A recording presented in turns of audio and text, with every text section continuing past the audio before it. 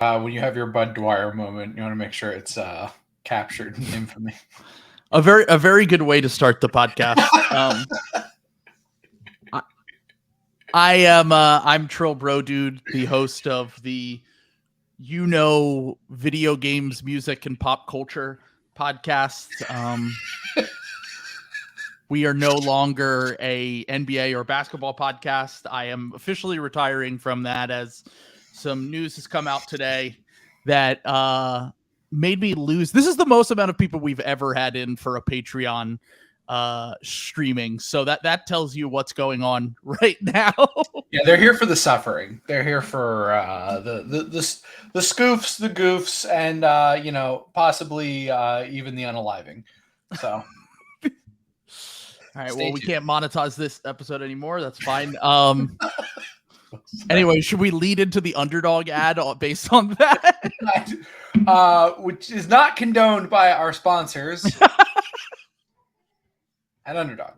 I just want to make that clear up front that Underdog is not associated with any unaliving or things of that nature before we get into this. So, yeah, obviously a lot of shit happened today with James Harden and the Sixers.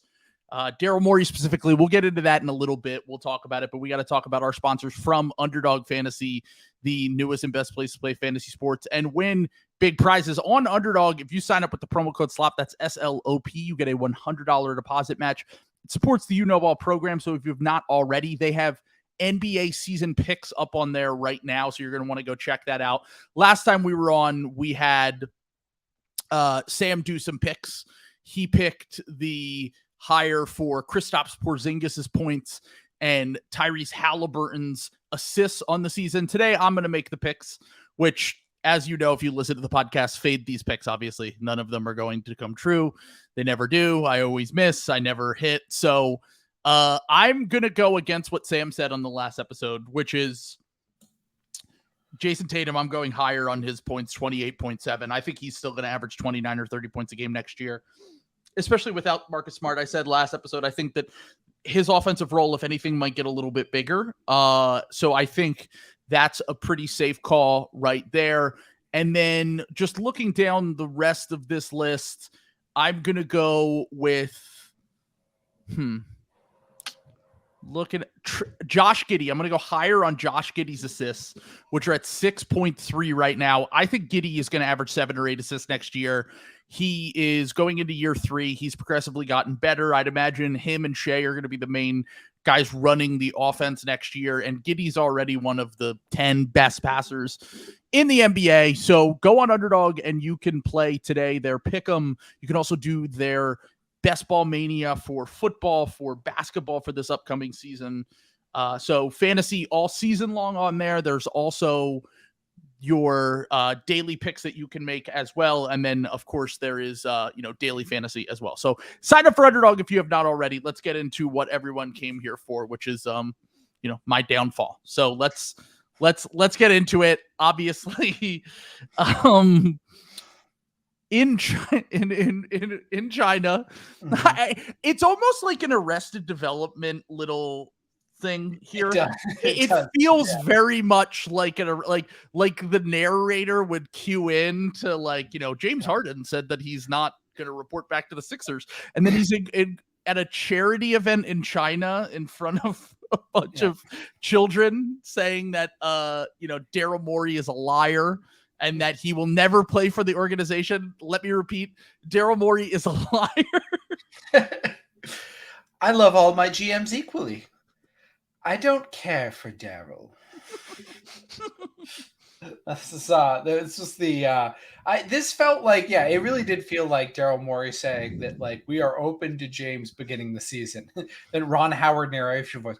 Meanwhile, in China at a charity event, James Harden had other ideas.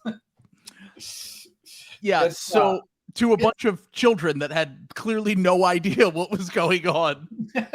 That rules. A very Job moment, if you will. It's appropriate you use that analogy because... You know what happened, Michael? They fucked me. Daryl Morey fucked me.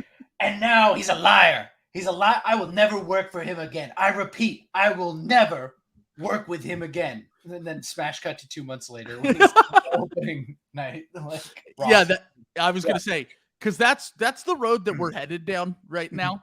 They're like, Harden can say he never wants to play for the team again.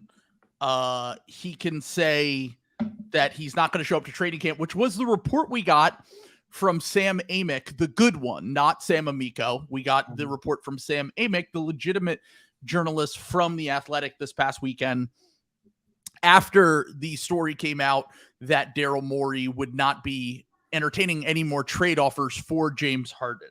So Harden basically, obviously they leak saying he's not going to show up for training camp. Well, I just want to get this out of the way. He has to show up for training camp. Like, this isn't the Ben Simmons situation before. This isn't even like when he skipped out on training camp for the Rockets a few years ago when he demanded his trade. And don't get me wrong, I still think James Harden eventually gets traded. I still think that is headed down that path. But the way that he can go about it with this new CBA is completely different. He can't just not show up to training camp, not join the team for any sort of activities and then end up getting his way, because this new CBA has changed it so that if he doesn't join the Sixers, he basically has to join the Sixers in order to kind of fulfill his contract and potentially get traded at some point during the season if he wants to end up on the Clippers. Because this new CBA, as Zach Lowe's pointed out and a few other journalists have pointed out, basically made it so that if he doesn't show up for the first, I believe it's the first 30 to 60 days, he has to show up for this year if he wants to become a free agent at any point in the future.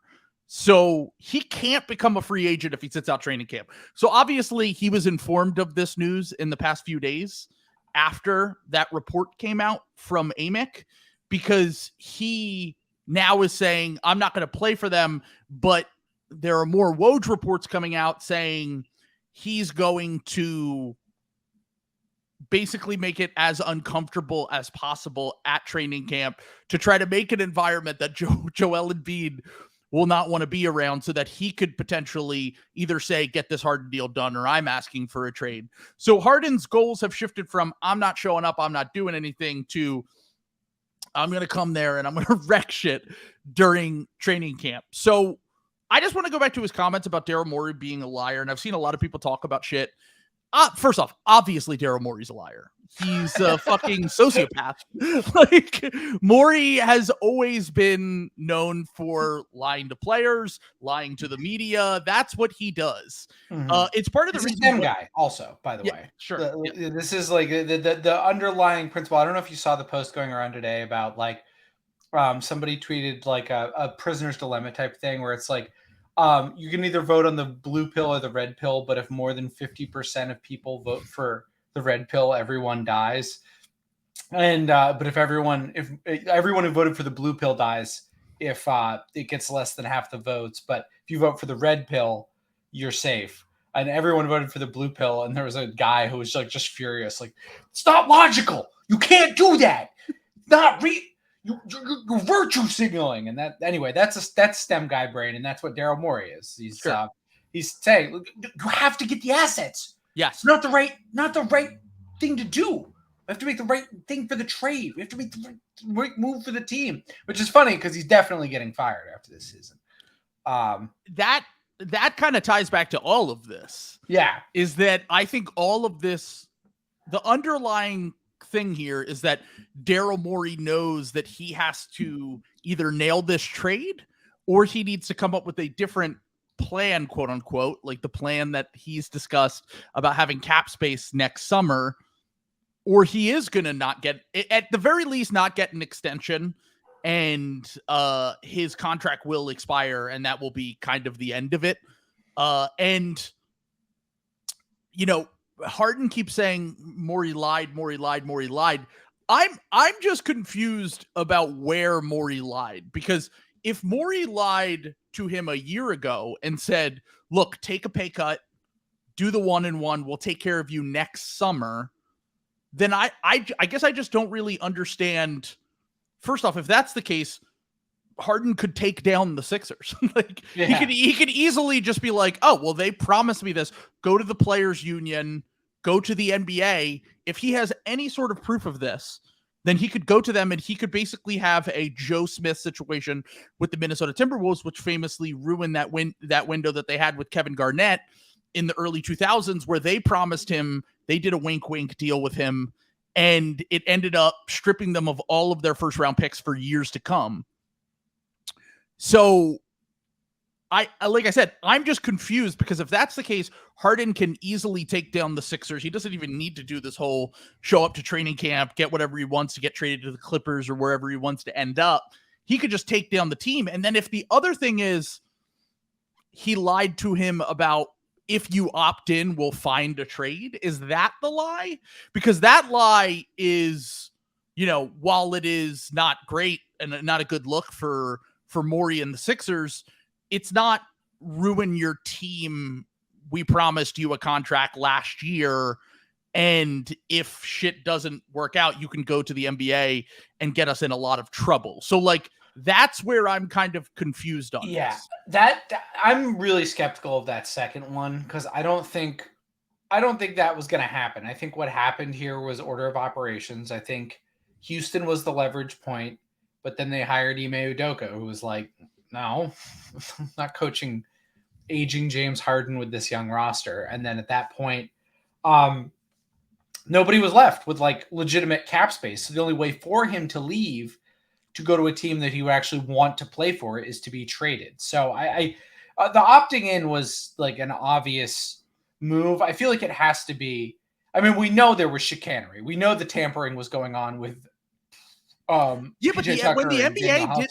But when the NBA did their investigation, they didn't find anything with Harden, which is why I'm confused. Because what I'm trying to say here is, like, if they had found shit last summer, or if there was shit out there that we didn't know about that Harden had proof of, then he could just throw him. What is, I guess my whole point here is, if you were promised a contract last summer, one, why aren't you taking down the Sixers and Daryl Morey already? And then two, on top of that, why were you leaking all season about wanting to go back to Houston and using that as leverage? Why would you even need the leverage in the first place? It could also just be like a lower grade level of lie, just more of the interpersonal betrayal, because I think these are two guys who kind of saw eye to eye as recently as like last year. Yeah. And like, it's got to stink to have that guy like not be on the same page as you anymore, and to have him kind of like looking out for number one, like, saw all my dogs turn into snakes is what happened to James here. And he now believes in magic. Yeah, exactly. Magic City. Yeah. So I don't know. I just don't think that. I think it's more of a personal thing, honestly, between Daryl and James. Like, I don't think. I think the lying is more just in terms of like, Morey, when he initially traded for him, said he was going to take care of him, said he was going to be the priority. And, he hasn't been the priority in Philly. So that, maybe that's on Daryl, because for not setting expectations the right way, because, I think this was always the way it was going to be. So we do have a few people saying things that are interesting. Mm-hmm. Harden would lose his contract and have his bird rights voided if he went nuclear on the Sixers, is what someone commented on the Patreon just now. And that's kind of what I was talking about before, with November 2nd being that date of, if Harden doesn't show up, if he blows up, if he refuses to show up, whatever. But if this is a different situation, this is, I have evidence that will lead to the arrest of Daryl Morey. Yeah. Literally. This is, I have some shit that could potentially get Daryl Morey fired, or the Sixers fucked for the remainder of this Joel Embiid window, which is kind of the goal of James Harden if he doesn't get his way here. And as Bud points out in the comments, YKB intern Bud has pointed out in the comments that Harden can't snitch because Lil Baby would start to treat him like Gunna. So, unfortunately, it's too bad for his rep.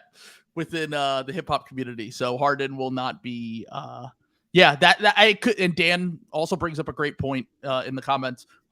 Maybe Morey lied to this, but there's no record of it. You know. Yeah. This is why you got to be wearing a wire at all times, James. You got to learn, dude.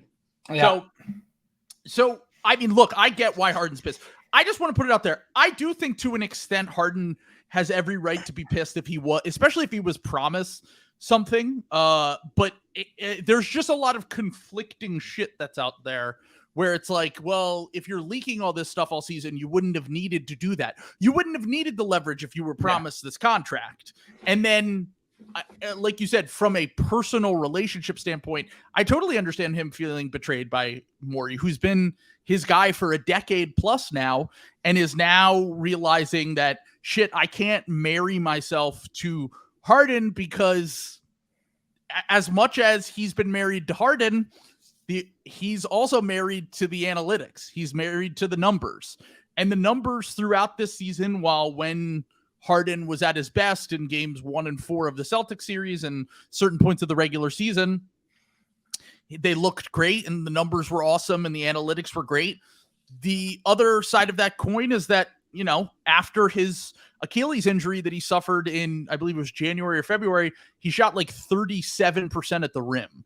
And these are numbers that have shown his decline over the past few years in terms of, kind of where his career is headed. And I personally understood why the Sixers were like, no, we want to be out of the James Harden business. It doesn't make any sense for us to bring him back if he continues to decline and all this. But as I said before, I felt like they were kind of damned if you do, damned if you don't, because your other alternative is what? Punning on the season and hoping that you nail next offseason and that Joel is happy enough that he stays around and wants to play here for his whole career. Like, I don't think that's a sustainable strategy, but it's so funny because, as you know, I suffered through this all year of just like, all right, at least once the offseason comes, this will be over was my thought. And then as early as when the reports came out on Saturday,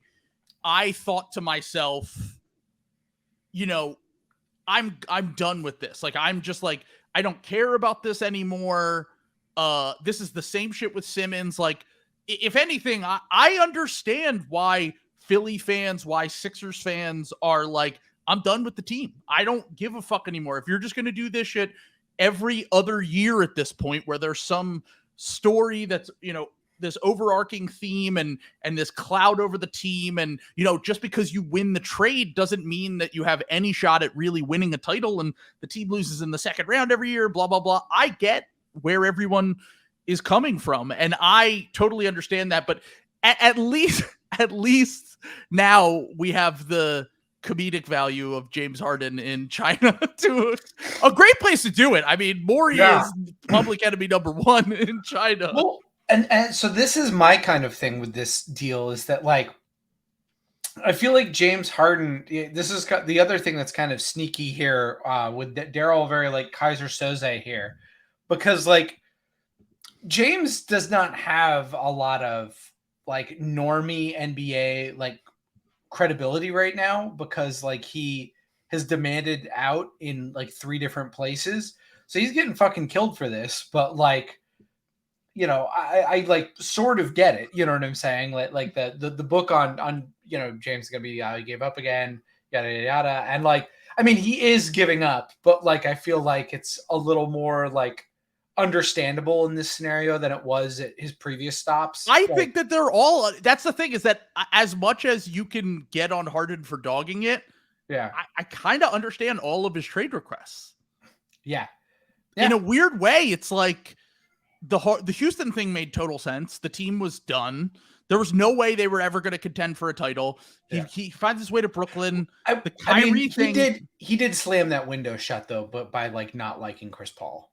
So sure. It's not to say that he's innocent in all of this. He was a big part of why they made the Russell Westbrook trade, which was the downfall of the team. He's a big part of why he didn't get along with Chris Paul and Dwight and all that shit. And through all of that, Morey stuck with him But now when he was traded here, it wasn't Harden's team anymore. It was all on Morey's terms. It was on Embiid's terms. And this is the first situation where, because his play has declined, because it isn't his team like it was in Houston, and like I said, I understand why he asked out of the Nets situation. The Kyrie thing was a fucking shit show. And clearly the team lost the respect of the coach, the GM, the owner, lost respect of the star players. And that was kind of it on that chapter as well. And I get this one, but I have a problem where, just from a logical standpoint, trying to be a STEM brain guy right now. Okay. Yep. I don't know what the Sixers are supposed to do in this situation, really. You had a player who you thought was going to walk in free agency, or you would have had to give him a big contract, which they apparently didn't even make a single offer to Harden, which was another piece of information that came out. They didn't even offer him like a 1-for-1 or a 1-year deal. It was just like, basically, kick rocks. And I just don't know what they're supposed to do in this situation. Harden opts in, so that if they convinced Harden to opt in, if Morey was like, opt in and we'll find a trade, and then they couldn't find a trade, I understand. I'm being a centrist right now. I understand both sides, because Harden wanted to get paid, but there was no teams with cap space that were willing to pay him because of the age and the decline and the fact that he doesn't fit in a lot of situations, especially with younger teams like the Rockets and the Pistons, the teams that had cap space this summer. And the other side is, from the Sixers perspective, what am I supposed to just get? Okay, I'll take Marcus Morris, Norm Powell's contract, and Robert Covington back for James Harden. I don't think that makes the Sixers any better. Morris can't play anymore. Powell gives you no flexibility because he takes up a bunch of the cap space that you could potentially have at any point in the future. And then, like, he's also like, yeah, he's a fine player, but he's nothing more than like a 6th or 7th man. And then Covington, we don't know if he's cooked too. Like I don't think there's a situation that there's a trade with the Clippers if they're not willing to include Terrence Mann, Nicholas Batum, or draft picks that makes the Sixers any better. So like, the Sixers really don't have a choice now that Harden has opted in and forced this trade, but that was the only option for Harden to get where he wanted to go, essentially. Yeah.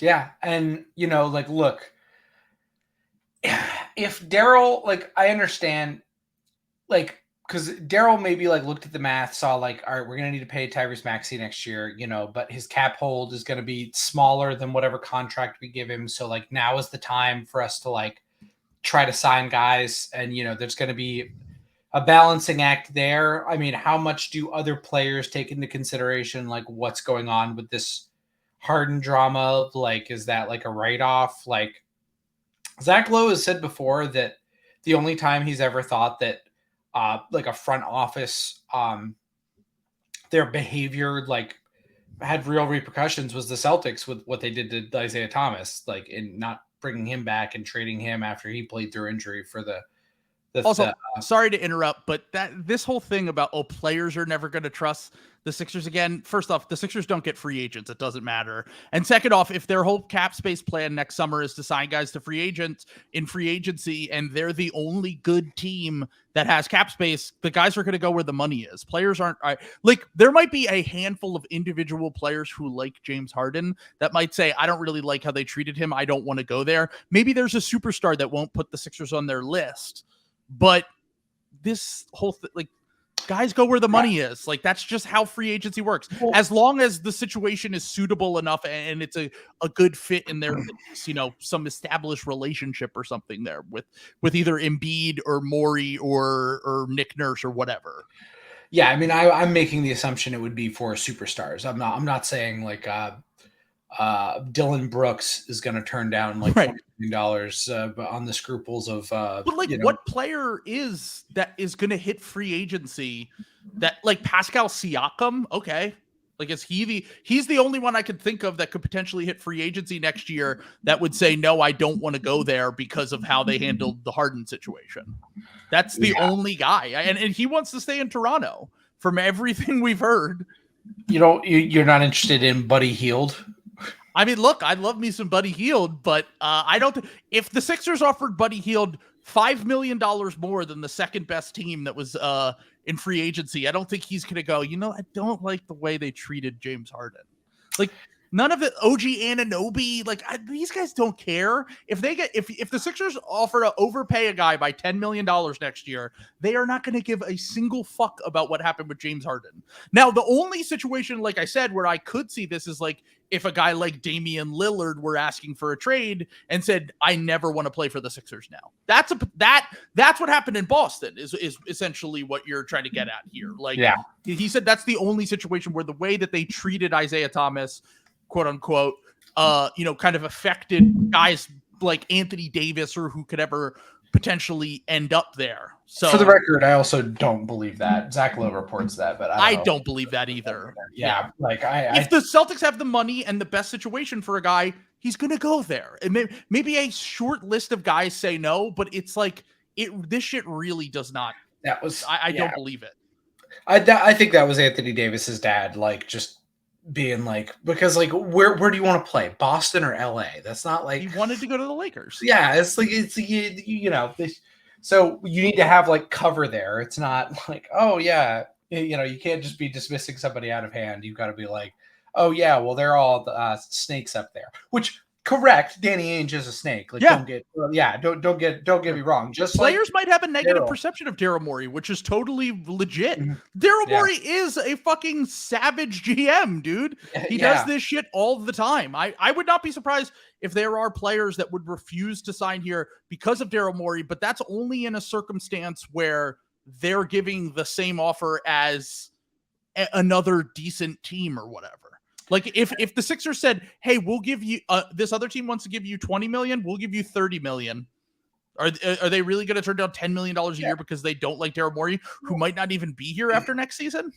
There's also just a lot of stuff. Like there's a lot of let's call it broken windows team management, where like even if you sign with the Sixers, if Daryl to be ruthless, you're going to be ruthless right back in the negotiations. You're going to know you cannot trust him to extend you any courtesies, and you're going to demand that much more. Whereas like, I feel like if you are a GM who kind of has a reputation for like taking care of people or something like that, maybe that's where it shows up more, is in the margins. Now that said, in general, that stuff doesn't fucking matter, as we talk about all the time, unless you're Miami or one of the LA teams. So sure. Yeah, exactly. The teams where free agency is actually a thing. And I honestly am even skeptical of that now. Like players get a lot of the times the best players in the league, 99% of the times nowadays, the best players in the league don't even hit free agency. So if they get traded, and let's just hypothetically say this Harden thing goes to shit. The Sixers have to trade him, and the Sixers have a change of heart and go, you know what? Fuck it. Let's make the Hail Mary trade for Damian Lillard. And we'll send out Harden to the Clippers, and we'll send Maxey to the Blazers, and whatever we can conjure up to get him back. Is Damian Lillard going to refuse to play for the Sixers for 4 years because he's under contract? No. Like, come on. Like, this is I feel like fucking, what's his name? John Hamm and fucking Mad Men. That's what the money's for. Like it very much is. But that's what the reality is that these guys end up taking whatever the best money situation is for them. They should look out for themselves. Like you said, in these negotiations, they should get as much as they possibly can on the open market or in their contracts, which is why they all extend early. And I just don't buy that the Sixers are never going to be able to sign free agents or get guys in trades because of a single thing that happened here with James Harden. Yeah. Yeah, no, I mean, I think Daryl is... I think there's some self-preservation going on here for Daryl, because he knows either it's already Jover or he's got to, for there to be a slight window here, he has to like really nail the trade, or else, he's going to be, fielding calls on Embiid at the trade deadline, if this gets like too fucked up. And I think that's on the table. I think there would have to be a really good offer. I don't think Daryl would trade Embiid for nothing, knowing that's basically the end of him. Yeah, like imagine how much Daryl's going to ask for it in an Embiid trade. We've already seen the demands for Ben Simmons, who had a mental breakdown on the first year of his max contract a few years ago. And now we've seen it with a semi-washed James Harden at age 33 and with 1 year left on his deal, and he can't even extend if he gets traded to the Clippers. And now we have it with the guy who just won MVP and was runner-up the years before that. And let me say this. I will say that Daryl does have a little bit of the old Donnie in him where it's, oh boy, how is Daryl Morey going to wriggle his way out of this one? And Daryl wriggles his way out of it fairly easily. Well, nevertheless. Yeah. However, Donnie is also indicted like 7 times over right now. So maybe not the best. Maybe the correct allegory, because maybe there's a finite window on how often you can wriggle out of it. Yeah.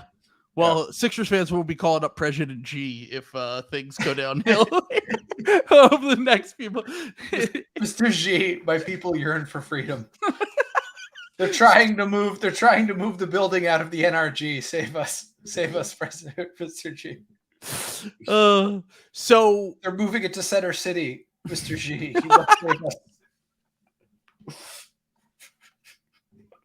That is one of the dumbest plans of all time. I would hate the Sixers just for that. Like, it's such a perfect sports situation that Philly has right there, and these morons are ruining it. Yeah, and you got to displace people in the other neighborhoods too. It's so dumb. But back to the whole thing, like. Once again, maybe this does catch up with more, and I don't think that it's. I want to say, even though I agree that Morey has made good moves, and we just did slop trial, and he's had some success with some of his moves, and I think a lot of it comes down to his, the way that the best players have performed on the biggest stages. With the Sixers more so than any coach or GM or anything like that. But I do just want to say that I don't agree with his overall philosophy of how he treats players and how he treats all of this. Like, there are no human emotions involved here. Say what you will about Sam Presti, who also has had a similar kind of calculator rat infested mindset at times, but also has a reputation for treating players really well and working with players to get them where they want to go. And overall just kind of being a class organization and, treating players as well as they possibly can. Part of that is the fact that they're in Oklahoma City and they kind of have to, but also, like, I don't know. I think that like you said, he can wriggle his way out of a jam, but what does that really mean? Because he wriggled his way out of the Ben Simmons situation, and he wriggled himself right into another jam with James Harden. And honestly, all of this was at least somewhat predictable, even if, the number on the graph went up that said the Sixers championship odds went from 3% to 6% on the graph. It doesn't mean that you also don't have to factor in Harden's age, his contract status, where this situation could potentially end up, which is where we're at, a year and a half after he traded for James Harden, same situation the Sixers were in. And now you have a guy who's unhappy and wants to end up on another situation. And while Daryl might be really good at some of these things like draft picks and contracts and trade value and all that shit, the human kind of part of the game and the way to be a manager and run a team, that is, that's kind of falling flat once again for him. In the same time, in a few years, I don't know if you saw this tweet, but someone sent me a tweet, and it said, we have to bring up this, obviously the elephant in the room. This is now the 4th time in just 5 seasons that a superstar has asked out of the Sixers. First Jimmy Butler, then Ben Simmons, then Furkan Korkmaz, and now James Harden. Furk still, and again, Daryl, classic Daryl Morey. Sixers. Daryl Morey loves to be uncomfortable, right? That's what we heard. He's just letting Furkan stew in it. And It's yeah, so that gross. can't be doing him any favors. Yeah, he convinces Furkan to sign a 3-year, $15 million deal. Furkan falls out of the rotation in the first year of that contract and now still refuses to trade him. But last thing before we move on from this subject, because I have, as much as I've criticized Joel for some of his on-court shit, everything I've heard, I think other than the Ben Simmons situation, which I don't think those two ever got along. I don't think those two ever really saw eye to eye. I think they always kind of were battling for whose team it was, and they were both high picks, and they weren't really, friendly off the court or anything. I don't think the James Harden or Jimmy Butler situations, because I know people will use it as ammo against Joel. I don't think that they have anything to do with Joel. Jimmy seemingly likes Joel a lot, and the Sixers didn't want to give him a contract. And here we are a few years later with James Harden in the same situation, also over contract disputes. I don't think that this has anything to do with Joel Embiid, and everything we've heard is that James still likes his teammates. Even Tobias, who we thought he hated, he was taking pictures with at the party like a month or two ago. And obviously the relationship is still there with Joel. But when you upset dudes and you don't pay them, they're gonna lash out. And the Sixers are in for a potentially nightmarish season if he gets traded, or even if he doesn't get traded. Either way, it could be a nightmare. Yeah. And it's tough because I feel like things are very much arrayed against the Sixers right now too. I feel like the media blames the Sixers and Joel Embiid for like tricking them into voting for Joel Embiid for MVP. Yes. After Jokic. Anytime you listen to Bill or Vasilla talk, you can like hear it on there. Like they're so mad about that like public enemy number one. Yeah. That like they let themselves get shamed into voting for Joel Embiid, who by the way was the best regular season player. I'm sorry, if you want to make it a different award, you can, but like that's again, sports journalists. We've got to stop them, folks. Also, I just want to point out that Daryl Morey was the one that shamed them into voting for. Yes. He got Joel an MVP. That's no other GM can say that on their resume. Got a Sixers player an MVP, the first one since the early 2000s. I just like it. This is like this could be like a little bit of a nadir for the Sixers, because like the Eagles are, everyone seems so excited about the Eagles. There's like the Phils are exciting and kind of like storming back and showing like a lot of fight, and then just I see like the Sixers like quote tweet, "Nice job, Phil's way to win it." And just the replies are all quote tweets of the Demi Lovato "Get a job, stay away from her." Yes. Meme. Like, also, I just want to say to the first off, I have stated on the record, free healthcare for the Sixers social media managers. No one should have to see what you see. Yeah. You should have daily therapy. We're done.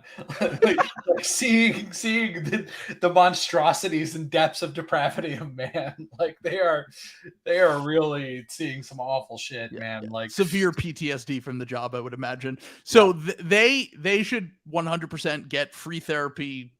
The organization should pay for it. And then on top of that, I just want to say to the admin that runs the Sixers social media, someone tweeted at you after one of the new Phillies pitchers, Michael Lorenzen, pitched a no-hitter last week. And someone tweeted at them, "Why can't the Sixers ever do anything like this?" And and the admin for the Sixers account just tweeted a frowny face back at them. And I just want to say, this was in the regular season. You could have just tweeted all of Joel's insane stat lines back at them. In the regular season, the Sixers are fine. They're one of the best teams in the NBA every year. It's not, if this were a World Series game, yeah, you'd kind of have nothing to say back. But just saying, you have some ammo. You can say some shit back to that Sixers admin, and you should. But last thing, actually, before we move on, I think that people are underestimating a little bit how poorly this Sixers season could go mainly due to the fact that right now they have 14 players on the roster. Second straight year, by the way, that they're going to dodge at least. They're going to cut their tax bill. I think that they're over the tax no matter what, but they're going to be able to cut their tax bill by only having 14 players on the team until later in the year when they can sign someone to a prorated vets minimum like they did with Dwayne Dedmon last year. But I just want to say they have 14 players. Montrezl Harrell just tore his ACL, and James Harden doesn't want to be here. So you have 12 players, including Jaden Springer, who's barely played an NBA minute, Furkan Korkmaz, who has fell out of the rotation multiple times. You basically have last year's team with worse depth, a disgruntled superstar, and you're hoping that the signing of Patrick Beverley and Mo Bamba and hiring Nick Nurse can cover up all of the shit that you went poorly with last year. So I think that there's real disaster potential for the Sixers season from a vibes perspective, from a roster perspective, from just being cheap and trying to dodge the tax or cut the tax bill again. There's a lot of potential to, like, this is a recipe for Joel to ask for a trade. They've basically served up everything they possibly could. They're basically going to have 12 guys on their roster heading into the season, which is insane.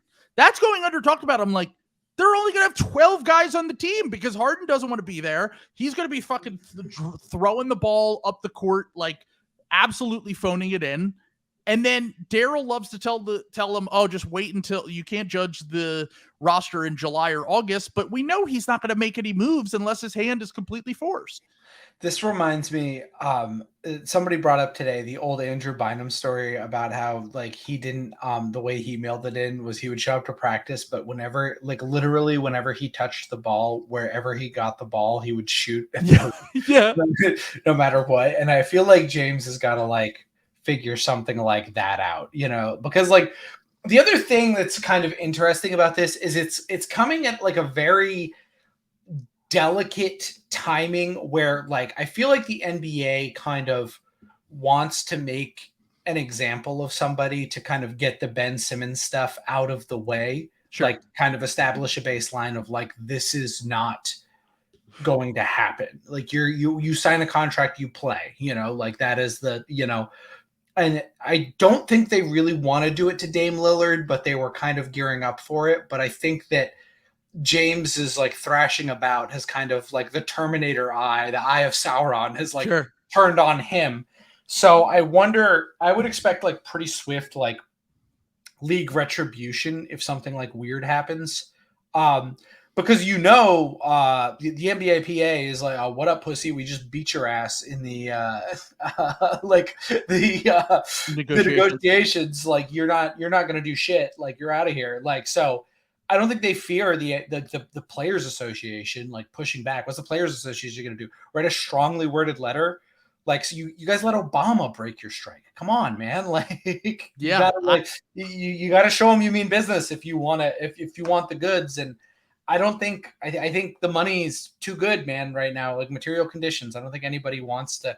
And you know what? I'm not that that's a bad thing. You know, like, that everyone's got to make their own calculus. It doesn't make the players weak or anything like that. It's just the free agency thing. How it goes. Yeah. You go where the money goes. If your players, you get as much for your labor as you possibly can. This is the economic system we live under. Do what you got to do. But the thing that I just, like, I totally agree with you that I think that the league is itching to kind of make an example. And who better than James Harden, who, like you said, does not have great standing with the media, has a history of selling for the Rockets and the Nets. Like, he's an easy target if they want to make an example of someone. And all I'm saying is this could be the precursor to, you know, a lockout in a few years. Yeah. Like, this could be the precursor to, we're halfway through this new CBA.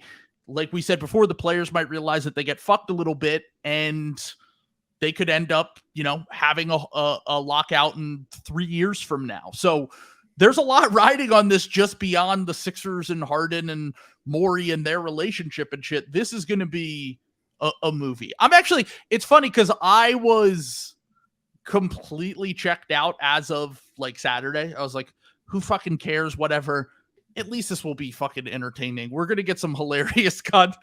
I feel terrible for our Sixers, but this is tremendous content. Will be said for the next few weeks to month one, especially once training camp kicks off. Because I think he's probably gonna end up doing that, and Nick Nurse is gonna be like, what fucking situation did I get myself into? But hey, they paid him the most amount of money of any team, and that's at the end of the day what people are gonna show up for. So that's the end of this part. Let's move on from the Harden situation. We'll talk about this plenty over the next month or two. I'm certain.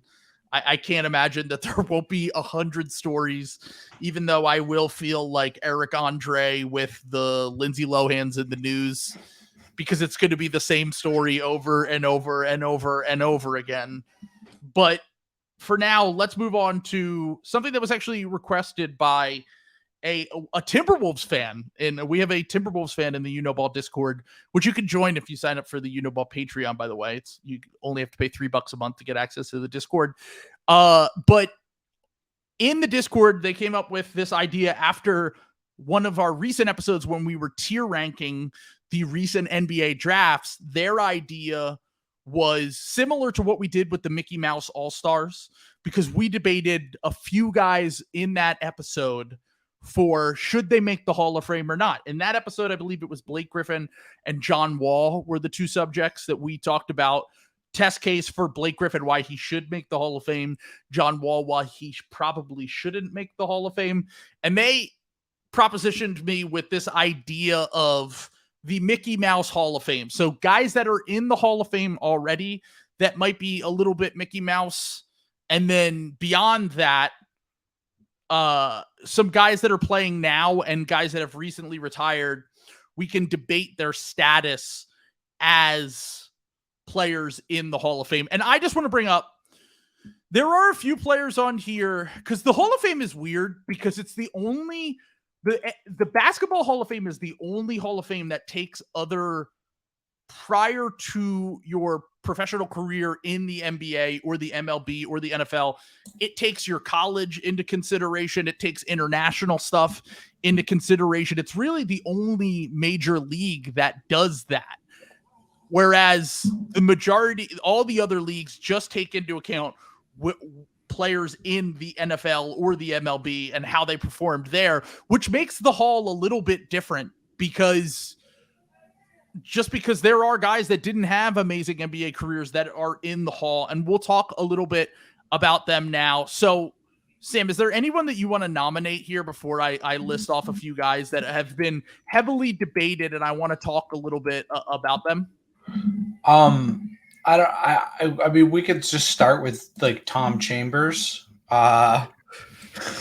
Okay, so I tried to keep it. I tried to. The majority of guys that I tried to do were players that. Okay, no, he would count because he was. Wait, Tom Chambers made it as a player? I think so. Hold on. All right, I'm now looking into this because I didn't even realize this. He played. By the way, fun fact about Tom Chambers: he played in Israel on 95-96. I see that. Yeah, he was. Hold on. I'm now looking at. No, he did not make it. He was nominated. Did not make it. Didn't make it? Nope. So he's just as a coach then that he's in there. Chambers was nominated to the Hall of Fame, but did not advance to the finalists. That's on his Wikipedia page. I thought I looked this up and I thought he was in there already. Maybe I made that. All right. Maybe I'm. He's the Mickey Mouse of them all. Yeah, I was going to say. Yeah, he's not even in there. Okay. All right. Well, maybe I'm wrong then. I don't know. I'm working with bad info here. That's not a good start. I can list off the one guy because I want to investigate this. I was going to say because there have been plenty of guys that have been debated over the years, and someone that is kind of similar to the guys that we discussed on the last episode where we talked about this was the Blake Griffin and John Wall kind of corollary of players is Mitch Richmond. He was the first one that was heavily debated. I tried to focus mainly on guys for this exercise that were post-merger because, dude, we could spend all fucking day talking about guys who were in the NBA in the 50s and 60s who just should not be in the Hall of Fame at all. But it's not like we ever saw or even really heard or knew anything about these players. We're old. We're not that old.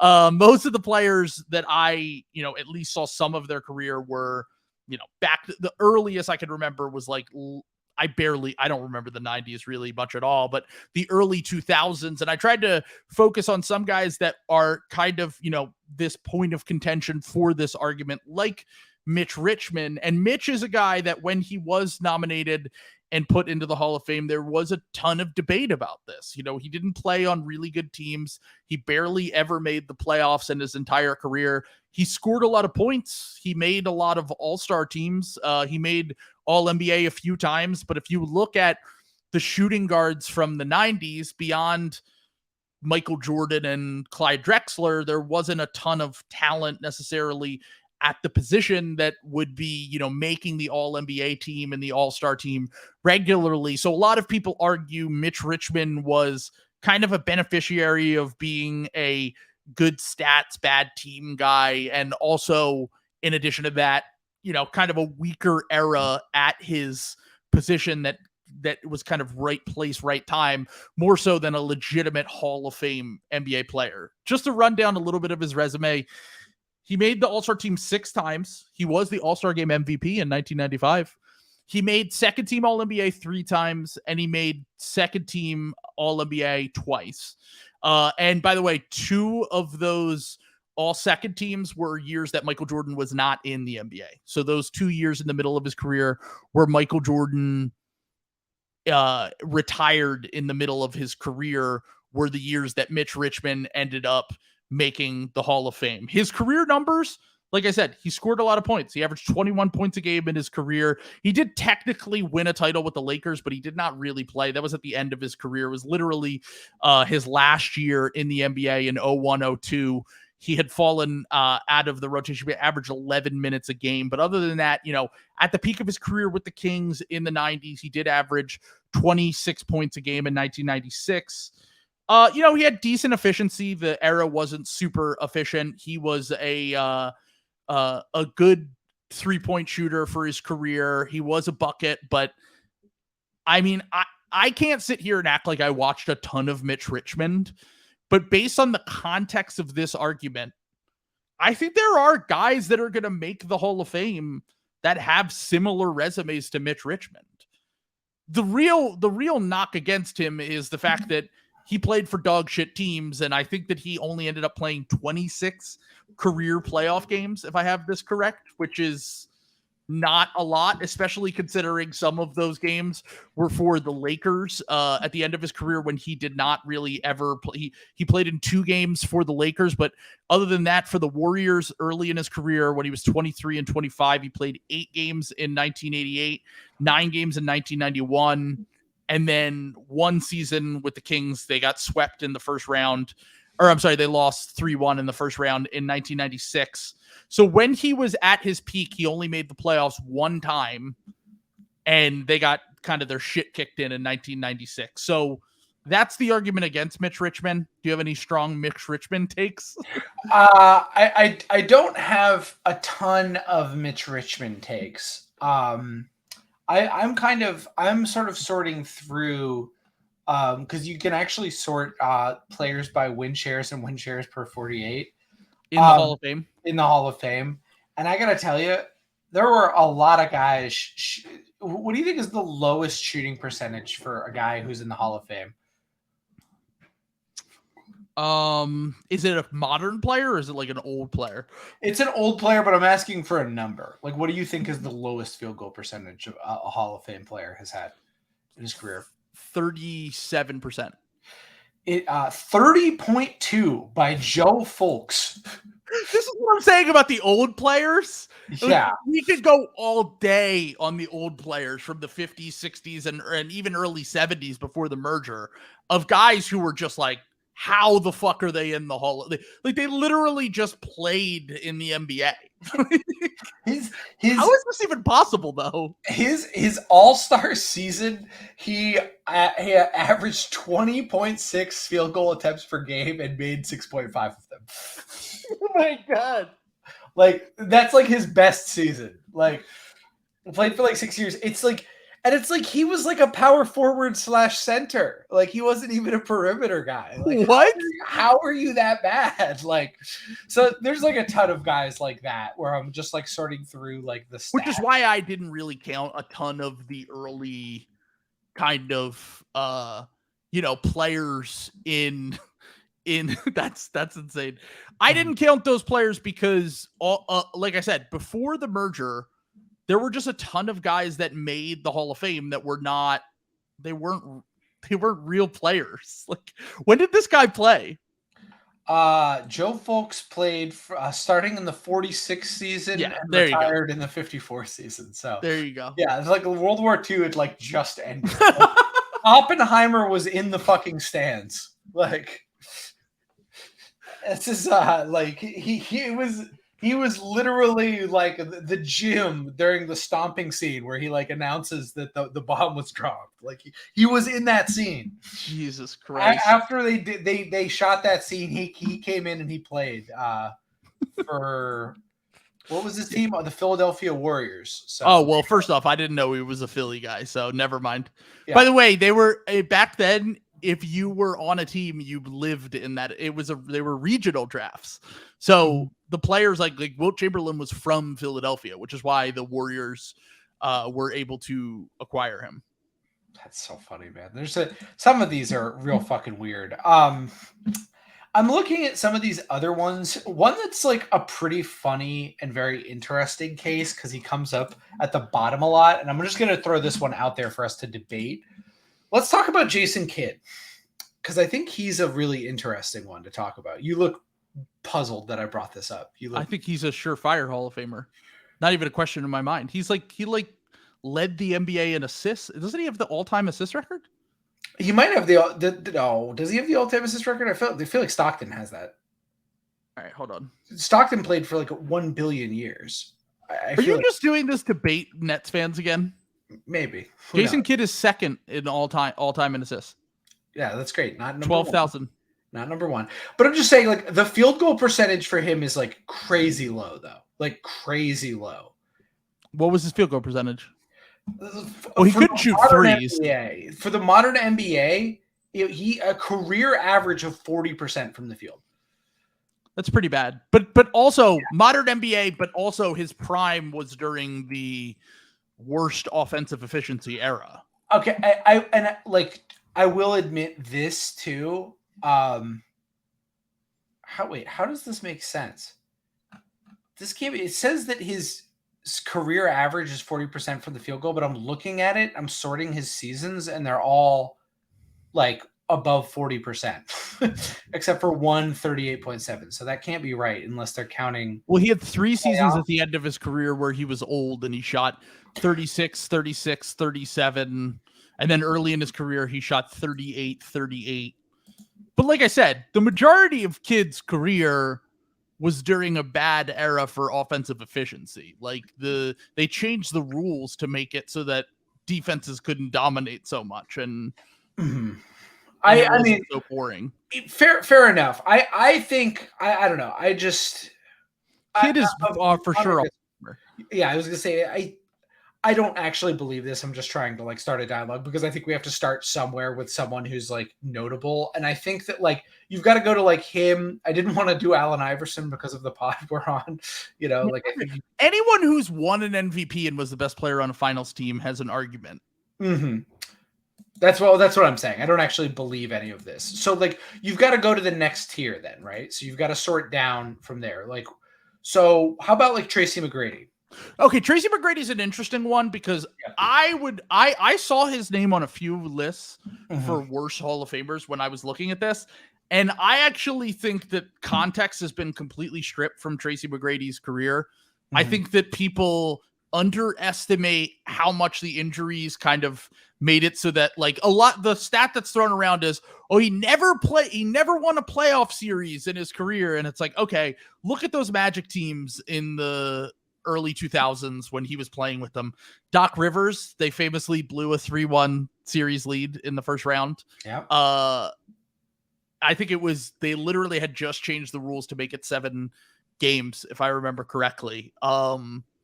And then the Yao Ming teams, like neither of them were ever healthy when they played together with the Rockets. So I think that McGrady at his peak, like I think if anything historically, Tracy McGrady is underrated at his peak, despite the lack of playoff accomplishments. Like there was a time in the early 2000s where T-Mac and Kobe was legit debate. Like, yeah, people won't admit it because Kobe had an amazing career and all these accomplishments. And, ever since he's passed away, especially, it's hard to kind of argue against a dude who was, won 5 titles and had a great career.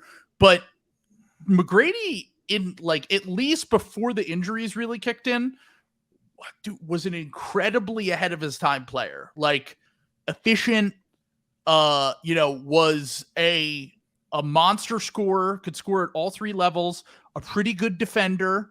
If I remember correctly, I think even his analytics like loved his defense. And was just, as I said, a ball don't stop favorite, a bucket and a problem. I don't know. I think McGrady deserves to make it, but he's certainly an interesting debate because the Hall of Fame, if the Hall of Fame really stood for what the Hall of Fame stood for, you could make an argument he shouldn't be in because of the lack of just like I said, he never won a playoff series in his career. I think he literally won 1 as a member of the Spurs and he played 7 minutes a game. Yeah. That's the argument against McGrady. I defend T-Mac probably too much. I think that McGrady had bad circumstances and bad luck in his career, but I thought his peak, especially those Magic years, was pretty incredible. I also, for the record, agree with all of this. A lot of the modern guys are pretty deserving. One of the more modern guys I also had on my list. How do we feel about Tony Kukoc?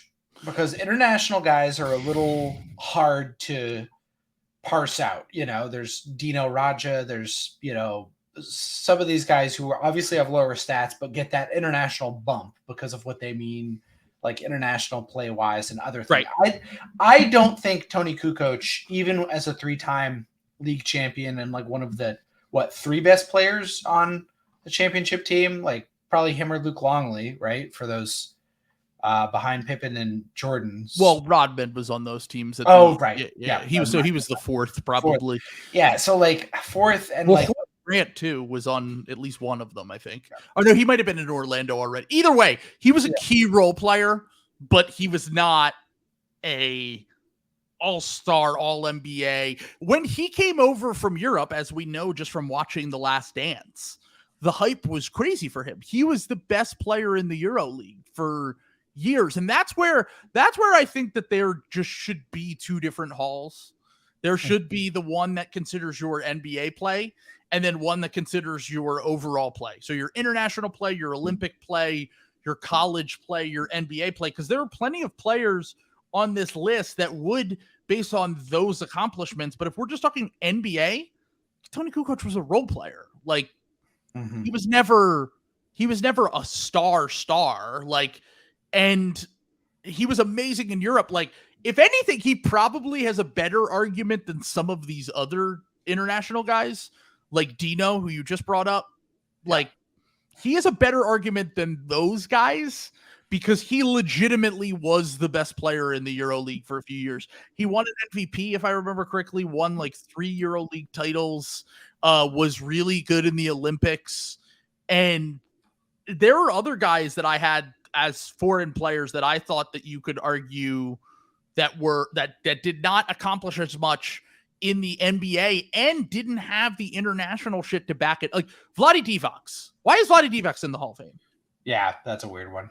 Like he made one all-star team, made the finals once, made the Western Conference Finals another time.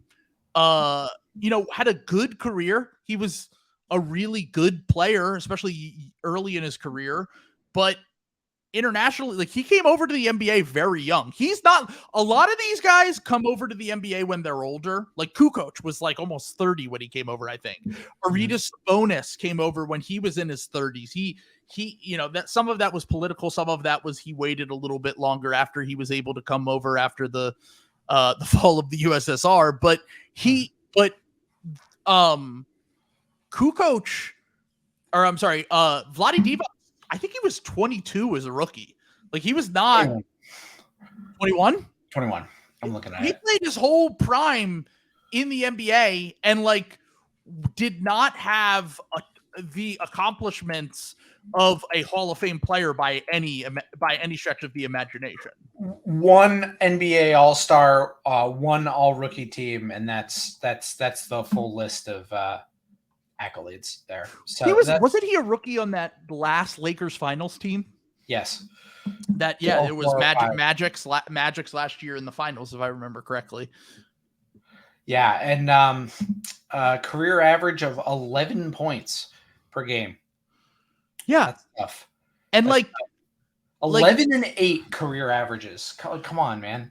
Come on. For Yugoslavia in the 1988 Olympics, he played 8 games and he was very good, but like that was really his only great Olympics. He had a 16-year career. How many years do you think he averaged a double-double, for example? Probably 5 times, 6 times? 3 times. Oh my God. Yeah. Vlade Divac being in the Hall of Fame is absolutely wild. Maybe I think that what he signified, because he was one of the first Serbian players to play in the following the fall of the USSR and stuff. Like he was one of the first players to come over. So maybe it was like, oh, look at how great the death of communism. This is our victory lap. Vlade's in the Hall of Fame because he's dabbing on the corpse of a better world that we could have had. But you know what, Vlade does in a lot of ways kind of represent American capitalist principles. He was really bad at his job and had it for a long time because his boss liked him. So it's a very good point. Yeah. Oh so, my God. Yeah, I'm looking at the 1988 Olympics, where honestly he was really great in the 1988 Olympics. But that's not anything. Like, you're not making the Hall of Fame on the strength of one Olympics and 8 games in the Olympics. Like, he also played for Serbia in 1996, but did not play nearly as well. Like, it's not like some of these guys, like I said, like Kukoc was a decorated player in the EuroLeague, and maybe Vlade could have been if he decided to come over later instead of playing his prime years in the NBA. But he did play his prime years in the NBA, and he wasn't like a dominating force in the Olympics to the point where he should make the Hall of Fame on the strength of that. So I would say Vlade is one of the more Mickey Mouse ones on this entire list. Can we talk about Tim Hardaway? Did Tim Hardaway make the Hall of Fame? He made the Hall of Fame. Wow. That's another guy that I completely missed. All right, let's talk about Tim Hardaway. What was so 5-time All-Star. So that's a pretty good start. Now, I don't know if that's better than a lot of the other guys we've mentioned here. And like he actually had some like really strong years, especially at the beginning of his career before the injury. Like he let's see, we had a 22, 23, 21 point season from ages like 25 to 26. He was a really good player. Yeah. Really good player. That he was also his 30 and 31 years for Miami, which is his first 2 complete years in Miami. Also an all-star. Now that said, we're talking about, not like great efficiency stats, and never a guy. I don't think any of these teams ever that he played for, like the 90s Warriors, the late 90s Heat. I don't think any of these teams were like very good. Were any of these teams like even make the finals? I don't think so. Like, the Warriors. So the Warriors had the run TMC Warriors was their name in that was late 80s, early 90s, if I remember. They had like Chris Mullins and Tim Hardaway Jr. or no, Tim Hardaway Sr. I don't know if they ever did anything though. Like I remember they were good, but I don't think that they like won playoff series and shit. 90 to 93. So they lost in the conference semis, lost in the first round, lost in the first round. So these are all the Don Nelson teams. And it's not like the West was super strong during those years, to be honest. It's actually kind of not good. If any, I mean, it was really like, oh, well, no, they had like, that was still like the Jazz, the Rockets, the Blazers. Like those teams were good, but like they did win 55 games one of the years too. They were really good one year. I was going to say they had a lot of good talent. Another guy that made the Hall of Fame that was on those teams that is debatable is Chris Mullins. Yeah. I don't even think he made as many All-Star teams as Tim Hardaway. No, he made 4. 4? Wait, yeah. 5. It says 4 and 5. Which one is it? It's 5, but why is there 4? Oh, 4 times All NBA though. So, well, Tim Hardaway made first team All NBA one year. Yeah, Tim Hardaway made All NBA 5 times. So that's every time he made an All-Star. That's interesting. Why? Really? Like, it's very interesting to have the same number of All-Stars and All NBAs and have it be more than like 2. You know, because like then it's not just like a lot of these guys who are like hyper decorated. You know, they've got like 16 All-Stars and like 10 All NBA. Like that's really weird to have like a. The 90s were weird. Yeah, there's like the cream of the crop in the 90s was great, like the top of the league, but like it got really weird quick after that. Like we talked about on the Mickey Mouse All-Star one. Like there were like role players making the All-Star game pretty much every year. Like there was like a different role player would make. Like Tom Gugliotta had one season where he made it, and like there was just like a ton of weird teams in the 90s that, like I said, that the strength at the top was really strong. Top 5 guys, like, you know, you had Drexler, Jordan, Malone, those dudes, but beyond that, it was like the league was certainly not as deep as it is now back then. Like the league is much more deep with talent than it was in the beginning of the 90s, which was kind of a weird time. But I mean, look, if we argued that, I guess this goes back to like Blake Griffin, who's probably the guy that we talked about, like making the Hall of Fame, but like just barely.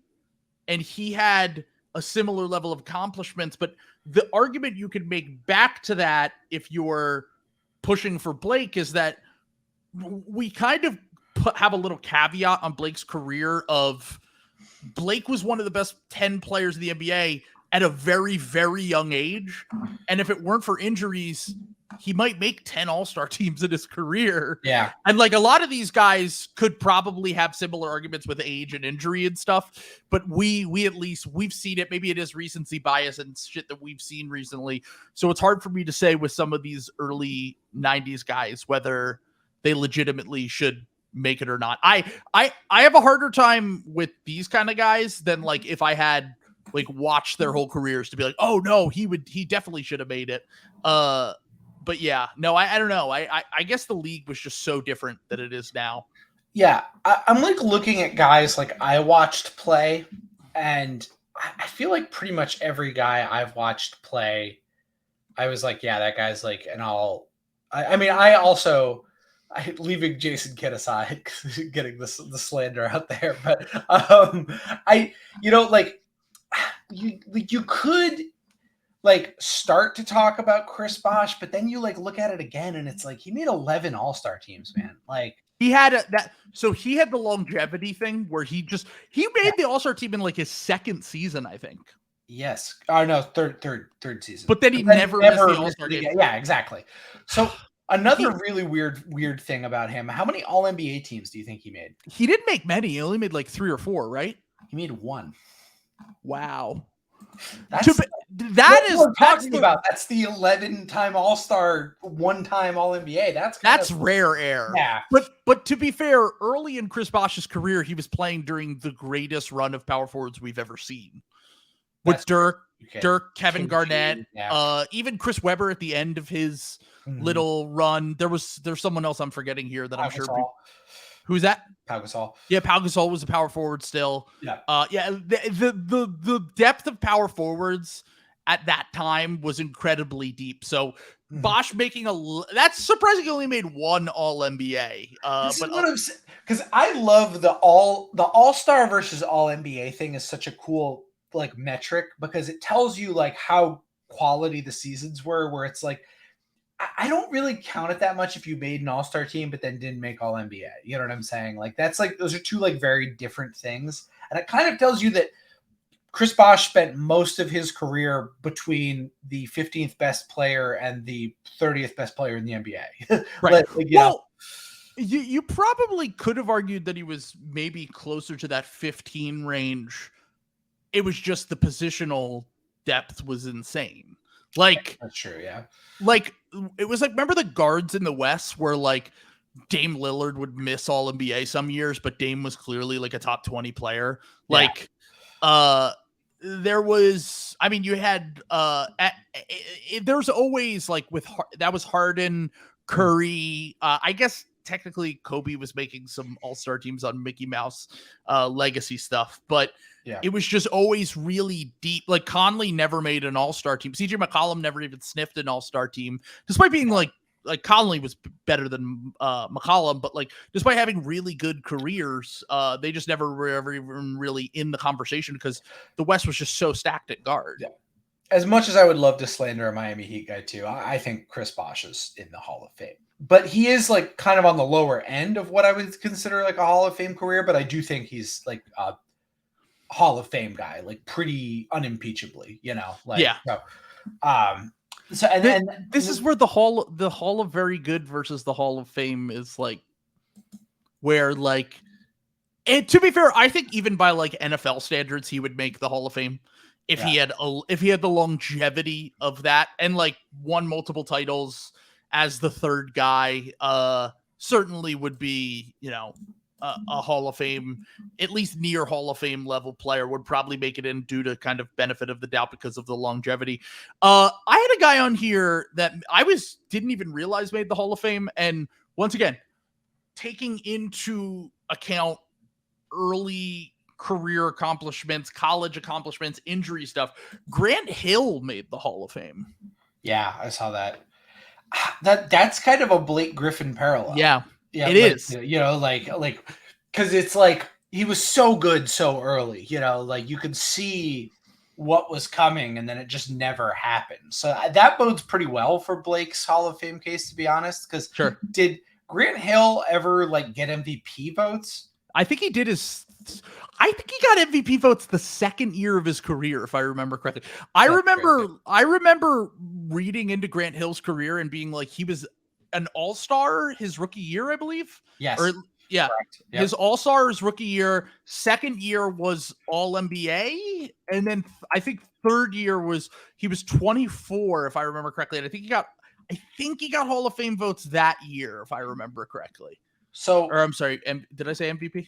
Yeah. I think you did. Yeah. So he was born in 1972. So he came in third for MVP behind Karl Malone and Michael Jordan that year. 2003. So he would have been at the start of the 2003 season. He would have been 29. So in between coming into the league at 22 and his injury, at 30 or 31, he had 7-time All-Star, 5-time All-NBA. That's a pretty good career right there. It is. It's I mean, it's very similar to Blake Griffin, where and the thing is he then extended his career. He made himself a different player and was a role player for a decade plus. You know, he still had the injuries after, you know, he had a season where he didn't play any games. All right, this is crazy, but and also, to be fair, the 1 year he only got into the All-Star game based on his own popularity. By the time 2001, he made the All-Star team with 4 games played. Did you say that? Yeah. Okay. Yeah. So he made that. So we could take away that one, and he had 1, 2, 3, 4, 5, and then the 6th All-Star game was kind of his comeback season that he had after the ankle injury. He did put up all-star numbers just based on looking at his basketball reference page. But like it is very rare that someone has from 2005 to 2013 had a role player like career.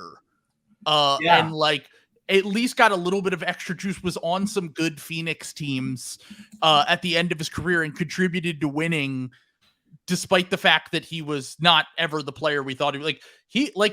Dude, you get MVP votes in your third season in the NBA. I think it was 1, 2, 3. Yeah. He came in third place for MVP at 24 years old. Yeah, it's a lot like Vince Carter's career. That's another guy that I wanted to talk about. Yeah, like Vince Carter, like completely front loaded. Makes his first All-Star game in his second year in the league at age 23. Makes his last at age 30, and then is in the league for another 13 years after that. That's crazy. He's a 43, like 22-year career. That's pretty fucking insane. Like to do that, and like. What is the lowest amount of games he played in a season? 43. Yeah, Vince Carter has very similar kind of career. If I remember correctly, did he make some Mickey Mouse All-Star teams at the end?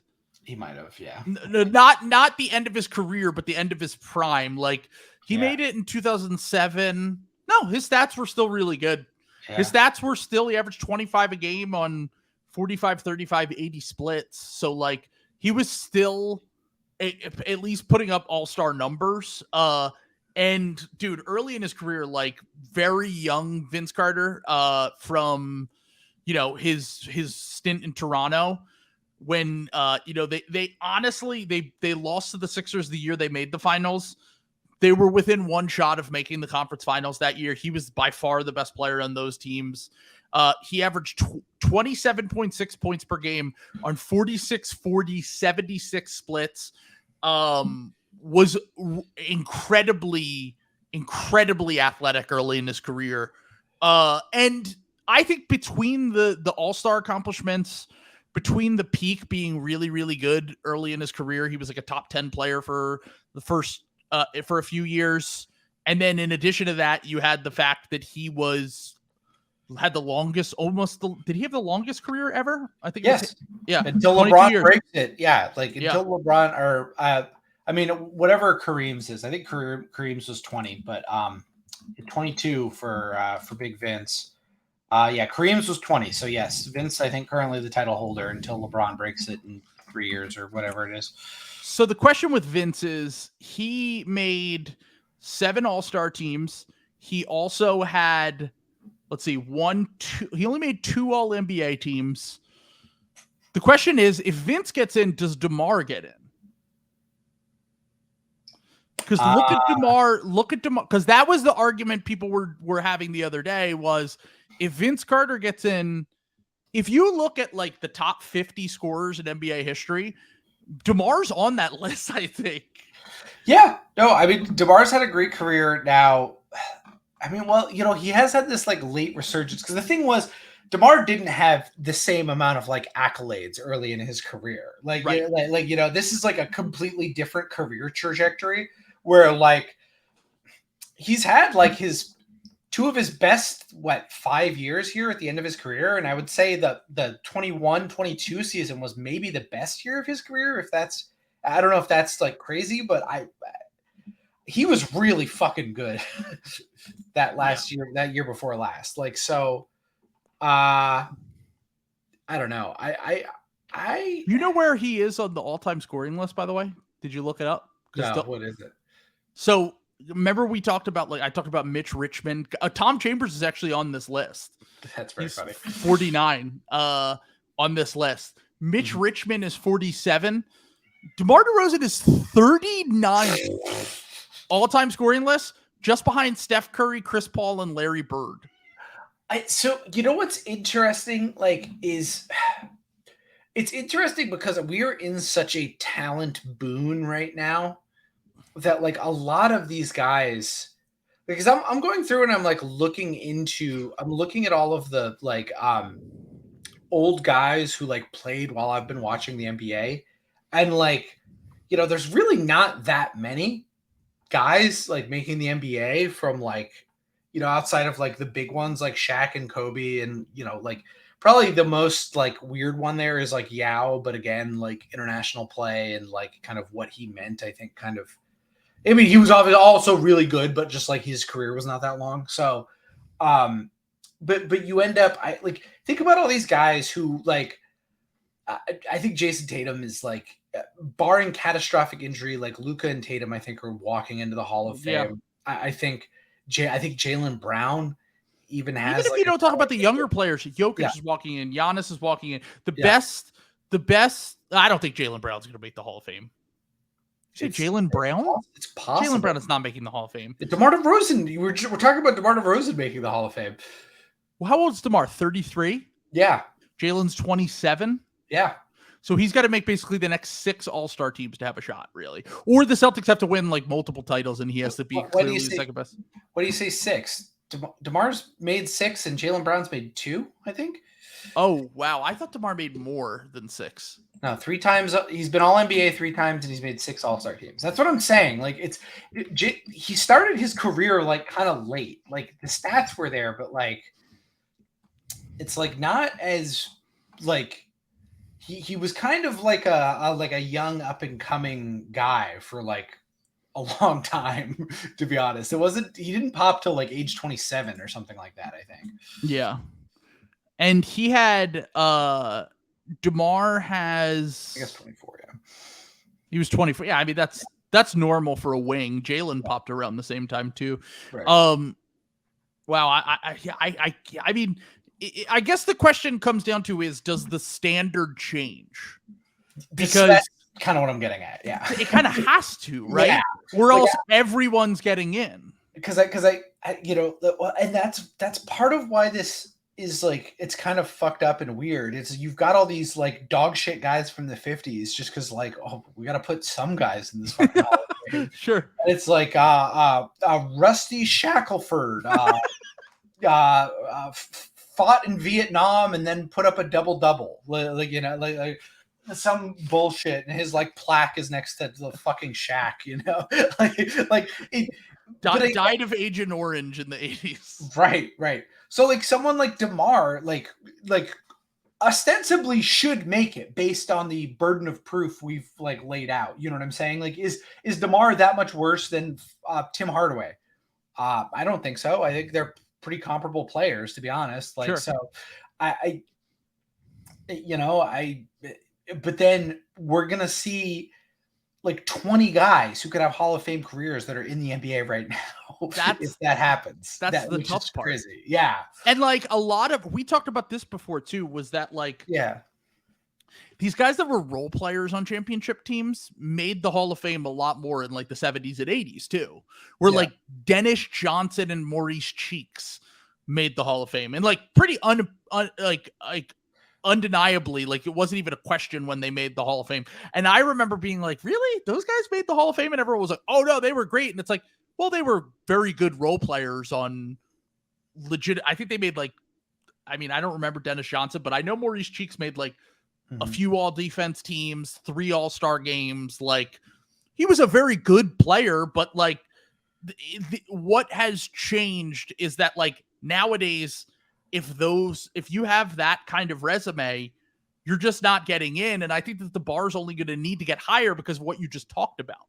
The offensive explosion makes it so that these guys can make the all-star game based on their stats every single year. And they're probably similar level players to the guys that you gave passes to in the 90s and 2000s, even, that made the Hall of Fame as well. And there wasn't really major questions about them, except for a guy like Mitch Richmond, who everyone questioned at the time. So let's run through it real quick. Okay. LeBron James, Steph Curry, like literally already in the Hall of Fame. Like, they've printed up everything, whatever. I'd argue Giannis and Jokic for sure. Also too, almost certainly Embiid. There's 5 right there. Luka's a lock. Tatum's a lock. Yeah. Luka, Tatum, I think are 2 other locks. So now you have like Anthony Davis. He's going to make Damian Lillard. Yeah. We think Dame is going to make it. Yeah, So 100%. So there's 9 right there. How about Kawhi Leonard? I feel pretty 100%. good about him. Like that's 10. Paul George will make Paul George, probably that's 11. Yeah. We're not even getting to the guys. So to further your point about earlier, Yeah. we're not even getting to DeMar DeRozan, who would be like 19th on that list, and he's probably going to make it based on the record of guys who are already in the Hall of Fame. Yeah. And like, you know, there's like wild cards like John Morant if he gets like his like stuff sorted out. You've got fringe guys like Jaylen Brown, Shai Gilgeous-Alexander, depending on how his career goes from here, I think is even like we're projecting, but like super young. Like, did you say Anthony Edwards? I didn't say Anthony Edwards, but like Anthony Edwards and LaMelo Ball made the All-Star team before they turned 22. Like, someone, depending on what happens with his career, I don't think the ship has sailed on like Trae Young even. Like, yeah, sure. I think like, you know, depending if he has a couple more good playoff series, I think he could be somebody who gets like a lot of like. Did we say Jimmy Butler? We didn't even say Jimmy Butler. Did you say Jimmy Butler? That's a lock that one in. Like, you know, that's a free one. Like, so we didn't say Russ, and he's a lock. He's a lock. Like I wonder about like, do you think here's an interesting one because he's gonna retire before these other guys before this explosion hits I'm talking about. How about Kyle Lowry? What do you think happens with Kyle Lowry? Kyle Lowry's another interesting one in that borderline where look, okay, well here's the argument for Kyle Lowry. Okay. Kyle Lowry is 5-time All-Star, I believe. Yep. Had a late career boom, but is going to have a very long career. He's going to play like 20 years in the NBA. Yep. Won a finals as, in my opinion, the second best player on that team. You know, you can maybe make the argument that Pascal was just as important to that team. I think Lowry was the second best player on that team. For sure. So Lowry being the second best player on a title team makes you look at his career entirely differently versus a guy like Mike Conley, who was just in the better conference, so he never made all-star teams. I'm sorry. I just remembered. We didn't fucking say Kevin Durant. Or James Harden. Or James Harden. Yeah. Or Devin Booker. Or Chris Paul. Like, it's insane. Like, it's insane. Like I'm just thinking through. Like it's like not even a question. Draymond Green, Kevin Love, Klay Thompson. Yeah, like he's probably a borderline guy, but like he's gonna make it because of the titles. Make it, yeah. Like it's crazy, man. Like, all right, if you look at the Hall of Fame probability list on Basketball Reference, yeah, it's so funny because the 3 active players that are hovering around 50% chance to make it are Blake Griffin, DeMar DeRozan, and John Wall. Oh, really? Yes. Interesting, John Wall. Mm-hmm. Huh. So John Wall is at so John Wall's actually he's on the list, but he's quite a bit down. He's 32% to make it. DeMar's 42% chance to make it. Blake Griffin's 54. But some of the guys that are in his range are guys that we talked about. Yao Wing, the guys. All right, hold on. The guys literally right below Blake Griffin on the probability chance. Mo Cheeks, who I just said. Yao Ming, who we discussed earlier, that it will probably make it due to the cultural significance that he had, and Dennis Johnson, who I also said, they're all in that range. But guess what? They all made it. And the guy that's just below them, 2 guys that's just below them that I didn't even think of. One guy I'm for sure is not making it, but he's going to have the most all-star games of anyone who didn't make it is Joe Johnson. Oh yeah. Yeah. Joe Johnson made 7 all-star teams, I think. He's got a 50% chance to make it according to Basketball Reference. I would argue he's not going to make it. I would probably draw the line on Joe Johnson. But he made 7 all-star teams is the point. It's like this talent boom we've had over the last decade or two is interesting to see because another guy that's in between them, between Blake Griffin and Joe Johnson, is LaMarcus Aldridge. I didn't even think about him. He's like exactly 50%. He's like the definition of a borderline Hall of Famer. So another guy that's kind of like that, I feel like Cat is probably going to end up a 50-50, you know, depending on what happens in his career. He's only made 3 All-Star games. Rudy Gobert. Like that's an interesting one because he's going to have 3 Defensive Player of the Years, I think. Yeah. And how many All-NBAs because of the fucking center thing? Like, all right, so I'm looking further down this list, and there were some other guys that I wanted to bring up. I didn't even think of Rudy, to be honest. He was a guy I didn't even kind of cross my mind when discussing this.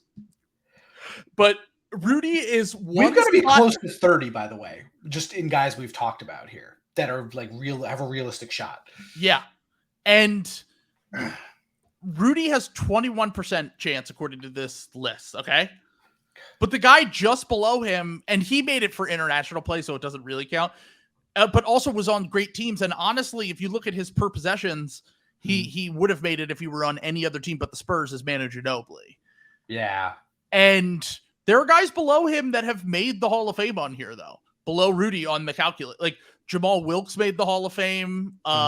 He's another guy that I thought about including on my Mickey Mouse Hall of Fame list because he really only had like 2 or 3 great seasons, but he was on those Lakers teams that won titles. Yeah. Once again, they rewarded role players in the 80s a lot more. And I think Wilkes, to be fair to him, made 2 All-Star teams, but like you didn't have to have this stellar resume to make it even in the 80s. Okay, so we have I found it. We have the ultimate guy who. Are you looking at the Hall of Fame probability list? No, I haven't found it, but I can. Okay, I'll send it to you. Okay. I'm kind of shocked that I'll put it in the comments for anyone who wants to look at it. I'm kind of shocked looking at this list and seeing some guys that are further down on this list that I thought had a much better chance of making the Hall of Fame. But based on this, Chris Webber has a 12% chance to make the Hall of Fame. According to this. 12%. Andre Iguodala, Michael 12. Al Horford, that's kind of crazy to me because of the college stuff. That's and yeah. Did Horford ever play internationally for Dominican Republic? I don't know if they're ever good enough to make the Olympics is the issue. Yeah, I don't think they are. But he won back-to-back titles in college. That's like guys make the hall just off that, even when they suck. Like being like the best. I guess those were Noah's teams technically. Still like that's kind of shocking to me. Derrick Rose at 10% as a former MVP is kind of crazy. I get he's going to be I think he's going to be the only MVP to never make the Hall of Fame. Yeah. I mean, he just didn't have. So we talk about these guys that we're projecting forward with, and we always assume the best with them. So like if we were sitting here in 2011 after Derrick Rose won MVP, we would be saying, oh, well, Derrick Rose is definitely going to make the Hall of Fame. But like if Anthony Edwards or Ja Morant suffers a devastating injury and it saps their athleticism and they only make 3 All-Star games, even if they won an MVP, they probably wouldn't make the Hall of Fame because you still have to have at least a little bit of longevity and peak. But I mean, I guess Rose didn't win that title in college, which might have helped his case a little bit. I'm laughing at the fact that Kyle Lowry's odds are currently in between Jokic and Kawhi Leonard's. Well, it's because analytics love him. Yeah, it's like an 85% chance. That's crazy. Like he's an 85% chance. Wow, that's crazy. I don't know. Some of this is a little goofy. Like for example, Kemba Walker is at 15 and Jason Tatum is at 6. Now I get that it's like only using what you've done to this point. This is just pure numbers. Right. Yeah. This is just taking into account not age, not taking into account whatever. Like all the guys we discussed are just very obvious locks on this list. I'm not seeing Joel Embiid. Did I miss him? He's got to be in like the 40s or 50s, right? Yeah. Why is he not on here? He's not on here at all. What the fuck? Hold on. What the fuck? I think they just forgot Joel Embiid existed. That's crazy. Wait, hold on. No, he's not on here. I searched it. He's not on here. Yeah, like so crazy. How do you remember Kenneth Faried and don't have Joel Embiid on here? Like Sixers fans will be very happy to know that TJ McConnell has a 0.0003% chance. Well, as Tobias Harris has a 0.0002% chance. So it's very funny to see TJ McConnell and Marcus Smart both have a higher chance of making the Hall of Fame than Brandon Ingram. Oh my God, I didn't even realize that. Jesus Christ. I get that he's younger, but like, come on, man. Marcus Smart, once Marcus Smart wins this title for Memphis this year, those numbers are going up. Yeah, somehow Joel Embiid was just there must be is there like a games played requirement to reach this or something?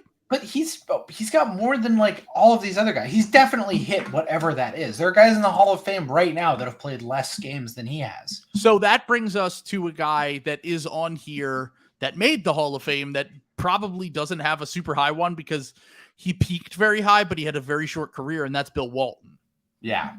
Who had a great college career too, which certainly helps. But if you were just doing NBA, he was the best player on a title team, which to me, if you're ever in that class of player, even if it's for one season, I think you have to make it. But if that's the case, and keep in mind, he's a much better player than this player. But if that's the case, you could make the argument for Chauncey Billups making it. Mm-hmm. And Chauncey has not made it yet. Yeah.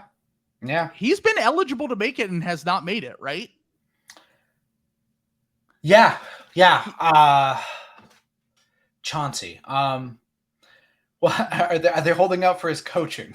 He coaches the Blazers to a giant victory here, come from behind title berth here. He's got an 84% chance probability according to this, and is not currently in the Hall of Fame.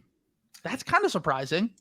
As a Finals MVP, what's his? Because he was Finals MVP. That's like his big thing was that team. He had a similar career to Lowry in that he broke out later, but he made a bunch of All-Star teams. Yeah, 5-time All-Star, 3 times All NBA, 2 times All Defensive. Yeah.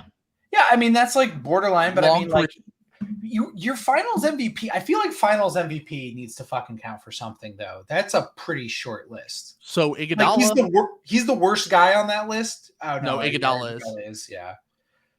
But Iguodala is another case where he's just a borderline.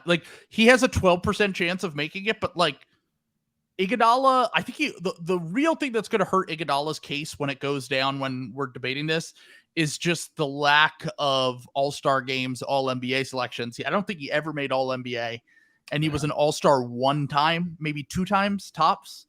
Yeah. And that's not going to get, even though he was a key player for multiple championship teams and won Finals MVP, he's not going to make the Hall of Fame. Yeah, and you worry because they've already used up the Republican exception on Charles Barkley, so you wonder if Iguodala will be able to make it as one of our Bob Cousy, let's be honest. I was going to say Bob Cousy, John Stockton. I was going to say every player before 1990. Yeah. John Stockton, whenever he right now he's taking a break from commenting under every fatality story of saying vaccinated ? To check out the Hall of Fame stuff. A lot of these are very interesting. I guess that's just my point, though, is I was kind of surprised how few of the guys that have been retired for almost 10 years at this point are not in the Hall of Fame yet is kind of crazy to me, considering how many guys we're watching play right now that I think are surefire locks to almost certainly will make it. Where's the first guy where you don't feel comfortable saying he's for sure going to make it? Maybe Paul George is a little wishy-washy, but no, Paul George is going to make it. Probably that's what I'm saying. It's Blake hard. Griffin. Yeah. which who would be 30th on that list? Well, just we have LeBron, Durant, and Steph Curry are the heavyweights of heavyweights. These guys are all better than Kobe and sure Shaq. I would argue they're better than Shaq. All those guys. I wouldn't argue Durant's better than Shaq, but yeah. You're a hater. You brother, you were not there for Shaq's peak. I was there. I was there. You weren't locked in though. You weren't locked in until the Celtics got better. That's true. I wasn't. I was locked in as an 11-year-old and was like this. I watched him single-handedly destroy the Sixers, and I saw. I mean, the thing with Shaq is like, other than Jordan and LeBron, third best peak ever, fourth best peak. That's true. Like, his peak was insane. And it's not even a slight on Kevin Durant, who I still have in my top 15. Yeah. But Shaq was unimpeachably top 10 to me. But yeah, there are a few guys that I think these were spicier take guys that you were like trying to come up with.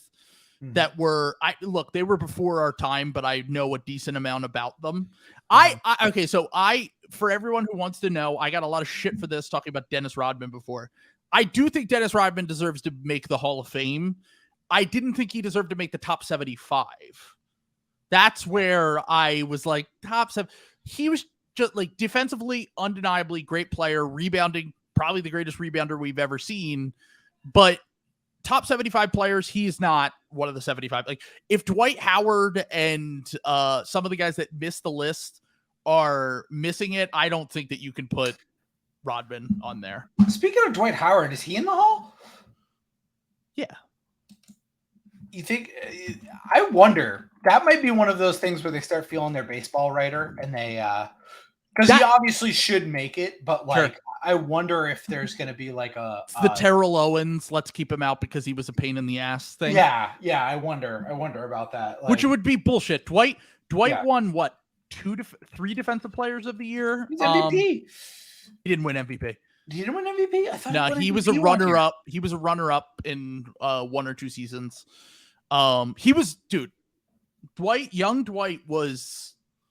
I mean, he was unreal, man. Like, I still remember that. Like, those Magic teams fucking sucked, and like they were not that good. Like, they just surrounded him with shooters. Like, I don't know. I got people trying to tell me Mikhail Petrus and Jameer Nelson were good. Like, well, no, that team wasn't good. That team wasn't good with talent. That team was good with scheme and innovation. Yeah, like the way they constructed the roster was just very ahead of its time. Like you said, like putting ball handlers and shooters around Dwight was brilliant. I mean, it got them to an NBA Finals with one guy that was a clear all NBA level talent, which is still rare in itself. JJ Redick on that 09 team too. Young JJ Redick. Young JJ Redick. End of career Hito Turkoglu was on that team. Right. Yeah. Hito, Mikhail Petrus, Rashard Lewis, I think, on that team. Rashard Lewis, yeah. Yep. To be fair, it was kind of similar to the makeup of that team was kind of similar to the Mavs team that won the finals a few years later, which was just like guys guys who like Jason Kidd was an all-star earlier in his career. Sean Marion was an all-star early in his career. Tyson Chandler was defensive player of the year candidate. Like, it was just like the perfect fits around your star player. And it was in a time where you didn't need to have, it was very beneficial to have 3 all-stars like the Celtics and the Heat or whatever, but you didn't need to have those kind of guys to, make a run at least 1 year if your star player played as well as they did. But I mean, Dwight is for sure a Hall of Famer to me. Not even a question. I mean, I think he should have made top 75. Like, I mean, he at least has an argument. Like, I'm not saying he's for sure a guy in that list, but I did want to talk before we get out of here. I wanted to talk a little bit. I said my thing with the foreign players. I think the 2 guys that shouldn't have made it based on their NBA careers, and Sabonis, I give a little bit of benefit of the doubt because he couldn't have played his first 4 years. Like they drafted him not knowing if he would ever be able to play in the NBA, and from 86 to 90, he was not allowed to play. And then he finally came over when he was in his 30s, a few years after that, and he wasn't the same player. But if we're basing it on NBA production, there's no way Sabonis. On international production, sure, he was an incredible player. And for the Olympics and for what he did in Europe was incredible. But we talked about Tony Kukoc a little bit. Another guy, this sounds a little cruel, but Drazen Petrovic. I knew that was what you were going to say. It sounds cruel because he died so young, and like that's part of the reason why he made it. And once again, another guy that international play came into account, but like he was 28 when he passed away. And the argument I saw against that was like, he had pretty similar career statistics in a smaller sample in the NBA to like a Peja Stojakovic, who had like a fine, good career, made like 2 All-Star teams, I think, was a key player on some good teams, but no one would ever argue he should be in the Hall of Fame. So Petrovic was one of the guys that I was like, okay, I mean, I understand why they gave him it, but if we're talking about like the validity of their actual production and career, it's fucked up to say, but he probably shouldn't be in the Hall of Fame. But once again, there was that the early, just beyond the fact that he passed away while he was still playing, the early career guys for international shit got much more benefit of the doubt. Like guys like Vladi, guys like Petrovic, guys like Kukoc, like the guys that came over in the late 80s, early 90s got more benefit of the doubt than some guys that probably like in the 2000s that came over, like Peja Stojakovic and Hito Turkoglu, who like based on, kind of comparing their careers to those guys, have an argument for the Hall of Fame as well. But because they were past the boom of international players coming over, the kind of the innovators coming over early in their careers, they didn't really get nearly as much credit when it came to this Hall of Fame type shit. So also back to the Bill Walton thing. Bill Walton didn't have a very long career, but he was a key player. He was the best player on the title team, won an MVP. And in my book, I think he won an MVP. And in my book, that's enough to make the Hall of Fame. And then he was, he didn't play due to injury for a chunk of his career, but was at least a key bench player on at least 1 or 2 of those Celtics teams at the end of his career too. Like I think he pretty clearly, based on the totality of that all, should make it into the Hall of Fame. And then the last 2 guys that I wanted to talk about here are Ralph Sampson, who I've brought up before. Yeah. Ralph Sampson, if you're basing it on his NBA career, should not have made the Hall of Fame.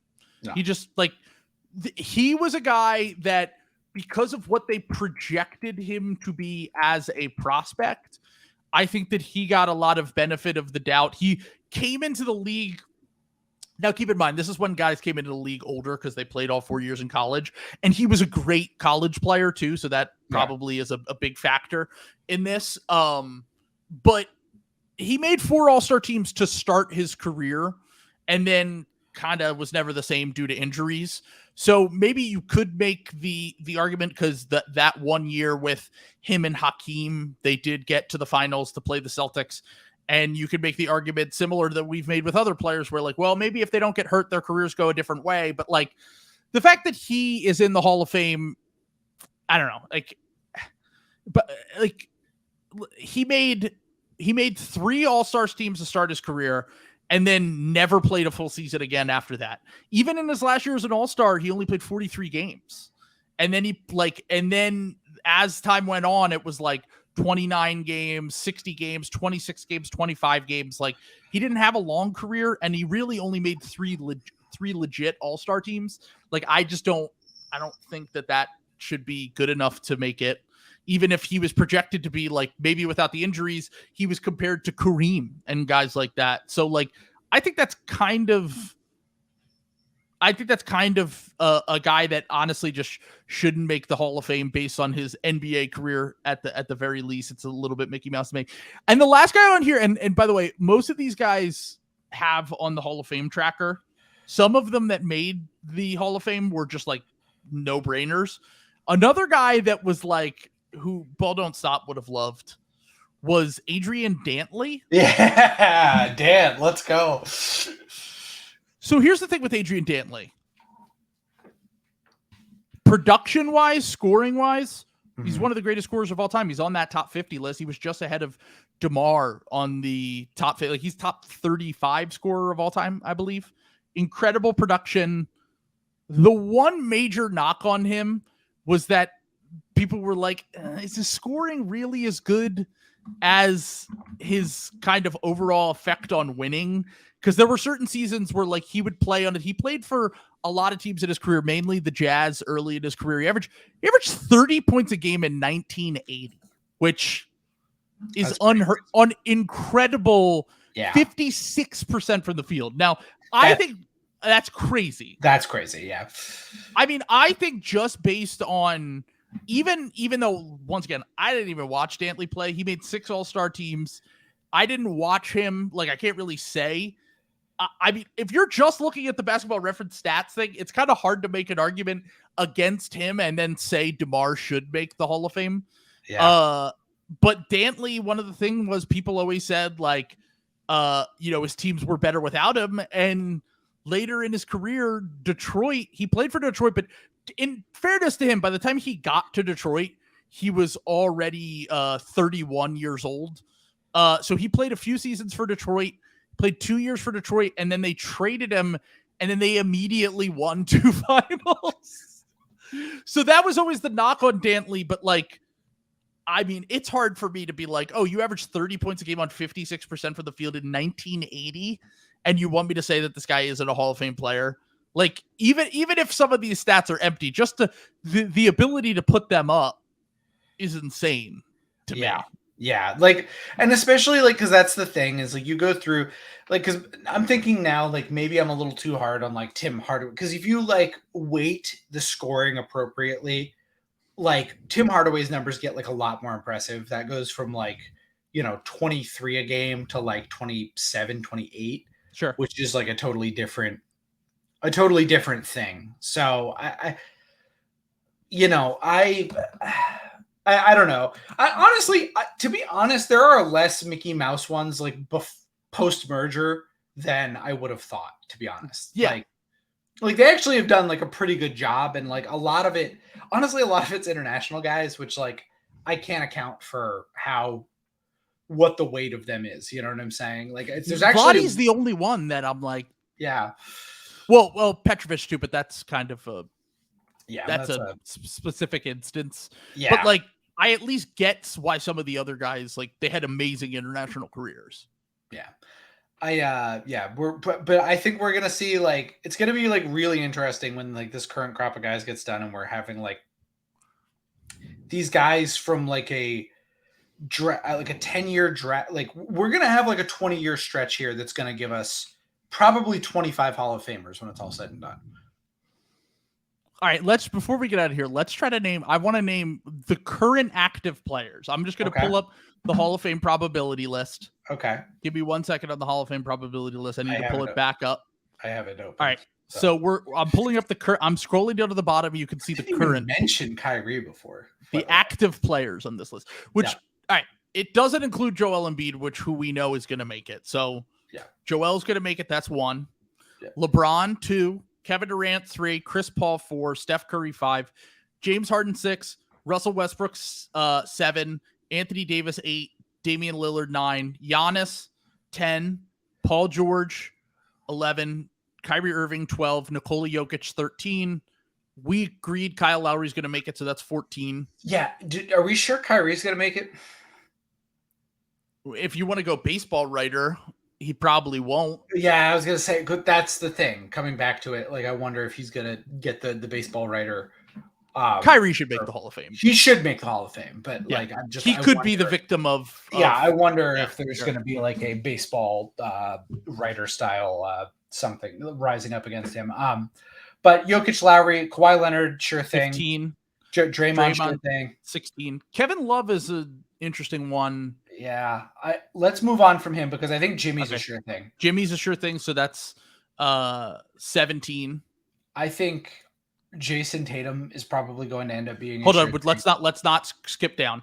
Okay, let's see. I'm going to say Clay and Blake make it. Okay, so that's 18, 19. Yeah, we'll say DeMar makes it just based on the things that we know. Let's say Rudy makes it. I think Rudy will probably make it. That's 20. All right, Rudy. Yeah. Well, Rudy also has the international thing too, where like, and France is good. internationally. So that's 21. Now we can skip down to, because like I don't think John Wall is going to make it. I don't think Kemba Walker. I don't think Andre Iguodala. I don't think Al Horford. I don't think Derrick Rose. I don't think Karl Anthony Towns. I think Booker. Who? Booker, I think.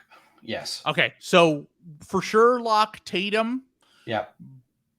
I think Booker is for sure. Drummond's on here. That's a funny one. Yeah. Luka. Okay. I think is a pretty safe lock, barring. So that's 29 that we have so far. So now we need like one more of these. Like you've got like Ant Edwards, someone like that. Like you've got Trae Young. You've got these guys who are like, you have a bunch of coin flips. I think there's going to be 30 guys from guys who are playing right now that are going to end up making the Hall of Fame, which we have 29 pretty much we're pretty sure are going to make it so far. Yeah. And then you got a bunch of guys that like could still make it based on, Donovan Mitchell is got a shot. Like he's made 4 All-Star games already. Yeah. Like if you just said Jaylen Brown has a chance to make it. Donovan Mitchell is, if Jaylen Brown does it, Donovan Mitchell would. So that's what I'm like saying. 30. I wonder if they're going to move this again because they have of this. To. Yeah, like I think that we're going to see like a different standard, and I wonder if DeMar, because he's on the older end, like they might not realize what's coming. Like maybe DeMar sneaks in before they have to like pull the velvet rope closed for like all of these guys with like 7 All-Star games. So he's got a shot. Kyle Lowry got a shot. Like, I wonder. I was going to say DeMar's basically going to be Joe Johnson plus, where he's going to make it. He's going to make it, but it's going to be like not like it's not going to be quite as much of a question. Like Joe Johnson, there's 0% chance Joe Johnson makes the, and he's let's put it like this. Yeah. Joe Johnson Joe Johnson will definitely miss the Hall of Fame, and he has one more All-Star game than DeMar DeRozan, who's definitely going to make it, or at least probably going to make it. Yeah, which is crazy. Also, Dr. Crap says in the comments he's curious to see what would happen with Jamal Murray if Denver wins a couple more rings. He's got to prove it in the regular season. He's never made an All-Star team. Yeah, he's a playoff merchant. Yeah, a playoff Mickey Mouse merchant. He's got to prove it in the regular season. This is what Parb says about Jimmy. He's a title game merchant. He's an NBA championships merchant. Western Conference Finals merchant much? Yeah. He's a playoff crunch time merchant. I need to see this guy do it. I need a larger sample. I need to see him do it in third quarters when he's up 27 before I annoyed him. Oh. Well, I know the Harden fans aren't going to be listening after the first 40 minutes, but just wait until 15 years from now when people are arguing Jamal Murray versus James Harden. Once the media has a decade to cook with trashing James Harden and building up Jamal Murray if they win 3 titles in this run or 2 titles. Oh, well, he contributed to winning more. That's all you can say. Yeah. He's going to make like 3 All-Star games in his career and be a no deny first ballot Hall of Famer because of these insane playoff runs that he has, which is basically like a much more amplified version of what Jimmy does, where Jimmy's like 6 All-Star games, 7 All-Star games. But you look at his playoff stats and accomplishments in a few years and you go, oh, was this guy like a 15-time All-Star? Mm-hmm. Yeah. All right. Anything else? Next time I'll be able to give you an update on my Persona 5. I haven't played it yet. We finally got it, folks. We got Trill playing Persona 5, one of the most transphobic and horny games out there, but we got him. We got him, folks. I thought you were going to say transformational. I didn't No, that. I guess, it's homophobic in the original version. I think they got rid of it in Royal. But Atlas, the publisher who did this, has like a really bad history with the Persona games of like being like crazy transphobic. Oh, really? I didn't know that. Yeah. Why wouldn't you let me know before I bought it? I'm sorry, I didn't know. But it is a good game. Our guy Soji Meguro, the guy who did the soundtrack, cooking. absolutely cooking in this game. This is what I've heard. Yeah, so really looking forward to you playing. It's also like 110 hours. So Let's go. I saw that you bought the other Switch for your girlfriend though. So oh yeah, I got her that a while ago. So okay, yeah. So there, so you can hog it all you want, and it'll be fun. We got. I mean, I got it for. I have a plane ride coming up. That's a few hours. So I needed to have something to just kill time, and I figured that would be a great game to play on the flight. And then also we'll I'll probably, I mean, I'm constantly like, I'll play like 20 hours of a game, get bored of it, and then come back to it a year later and like do 30 more hours. Like I never play just one game at a time. Like my brain is all over the place. It's like broken up into like 7 distinct pieces that are all like, 10 to 13 hours a piece. So you could like, get through, 1 or 2 of them. And meanwhile, I'll be able to say things like, whoa, looking cool, Joker. You're going to hear that voice prompt like 1 billion times. So I'm very excited. Yeah. All right. Well, I will keep you guys updated on my journeys. I also have some other games that I have my eyes on. And that's it. I'll guide him. Don't worry. Yeah. Down the path to JRPG perverts. Yeah, I was gonna say I'll start. I'll get you hooked on one of the Trail Series games before this is over. Like right now, you have the joint in your hand. I'm gonna get you the Black Tar heroin. So, thank you for making it so accessible. I appreciate it. Yeah, you're welcome. You're very welcome. All right, let's get it. Peace. All right, peace.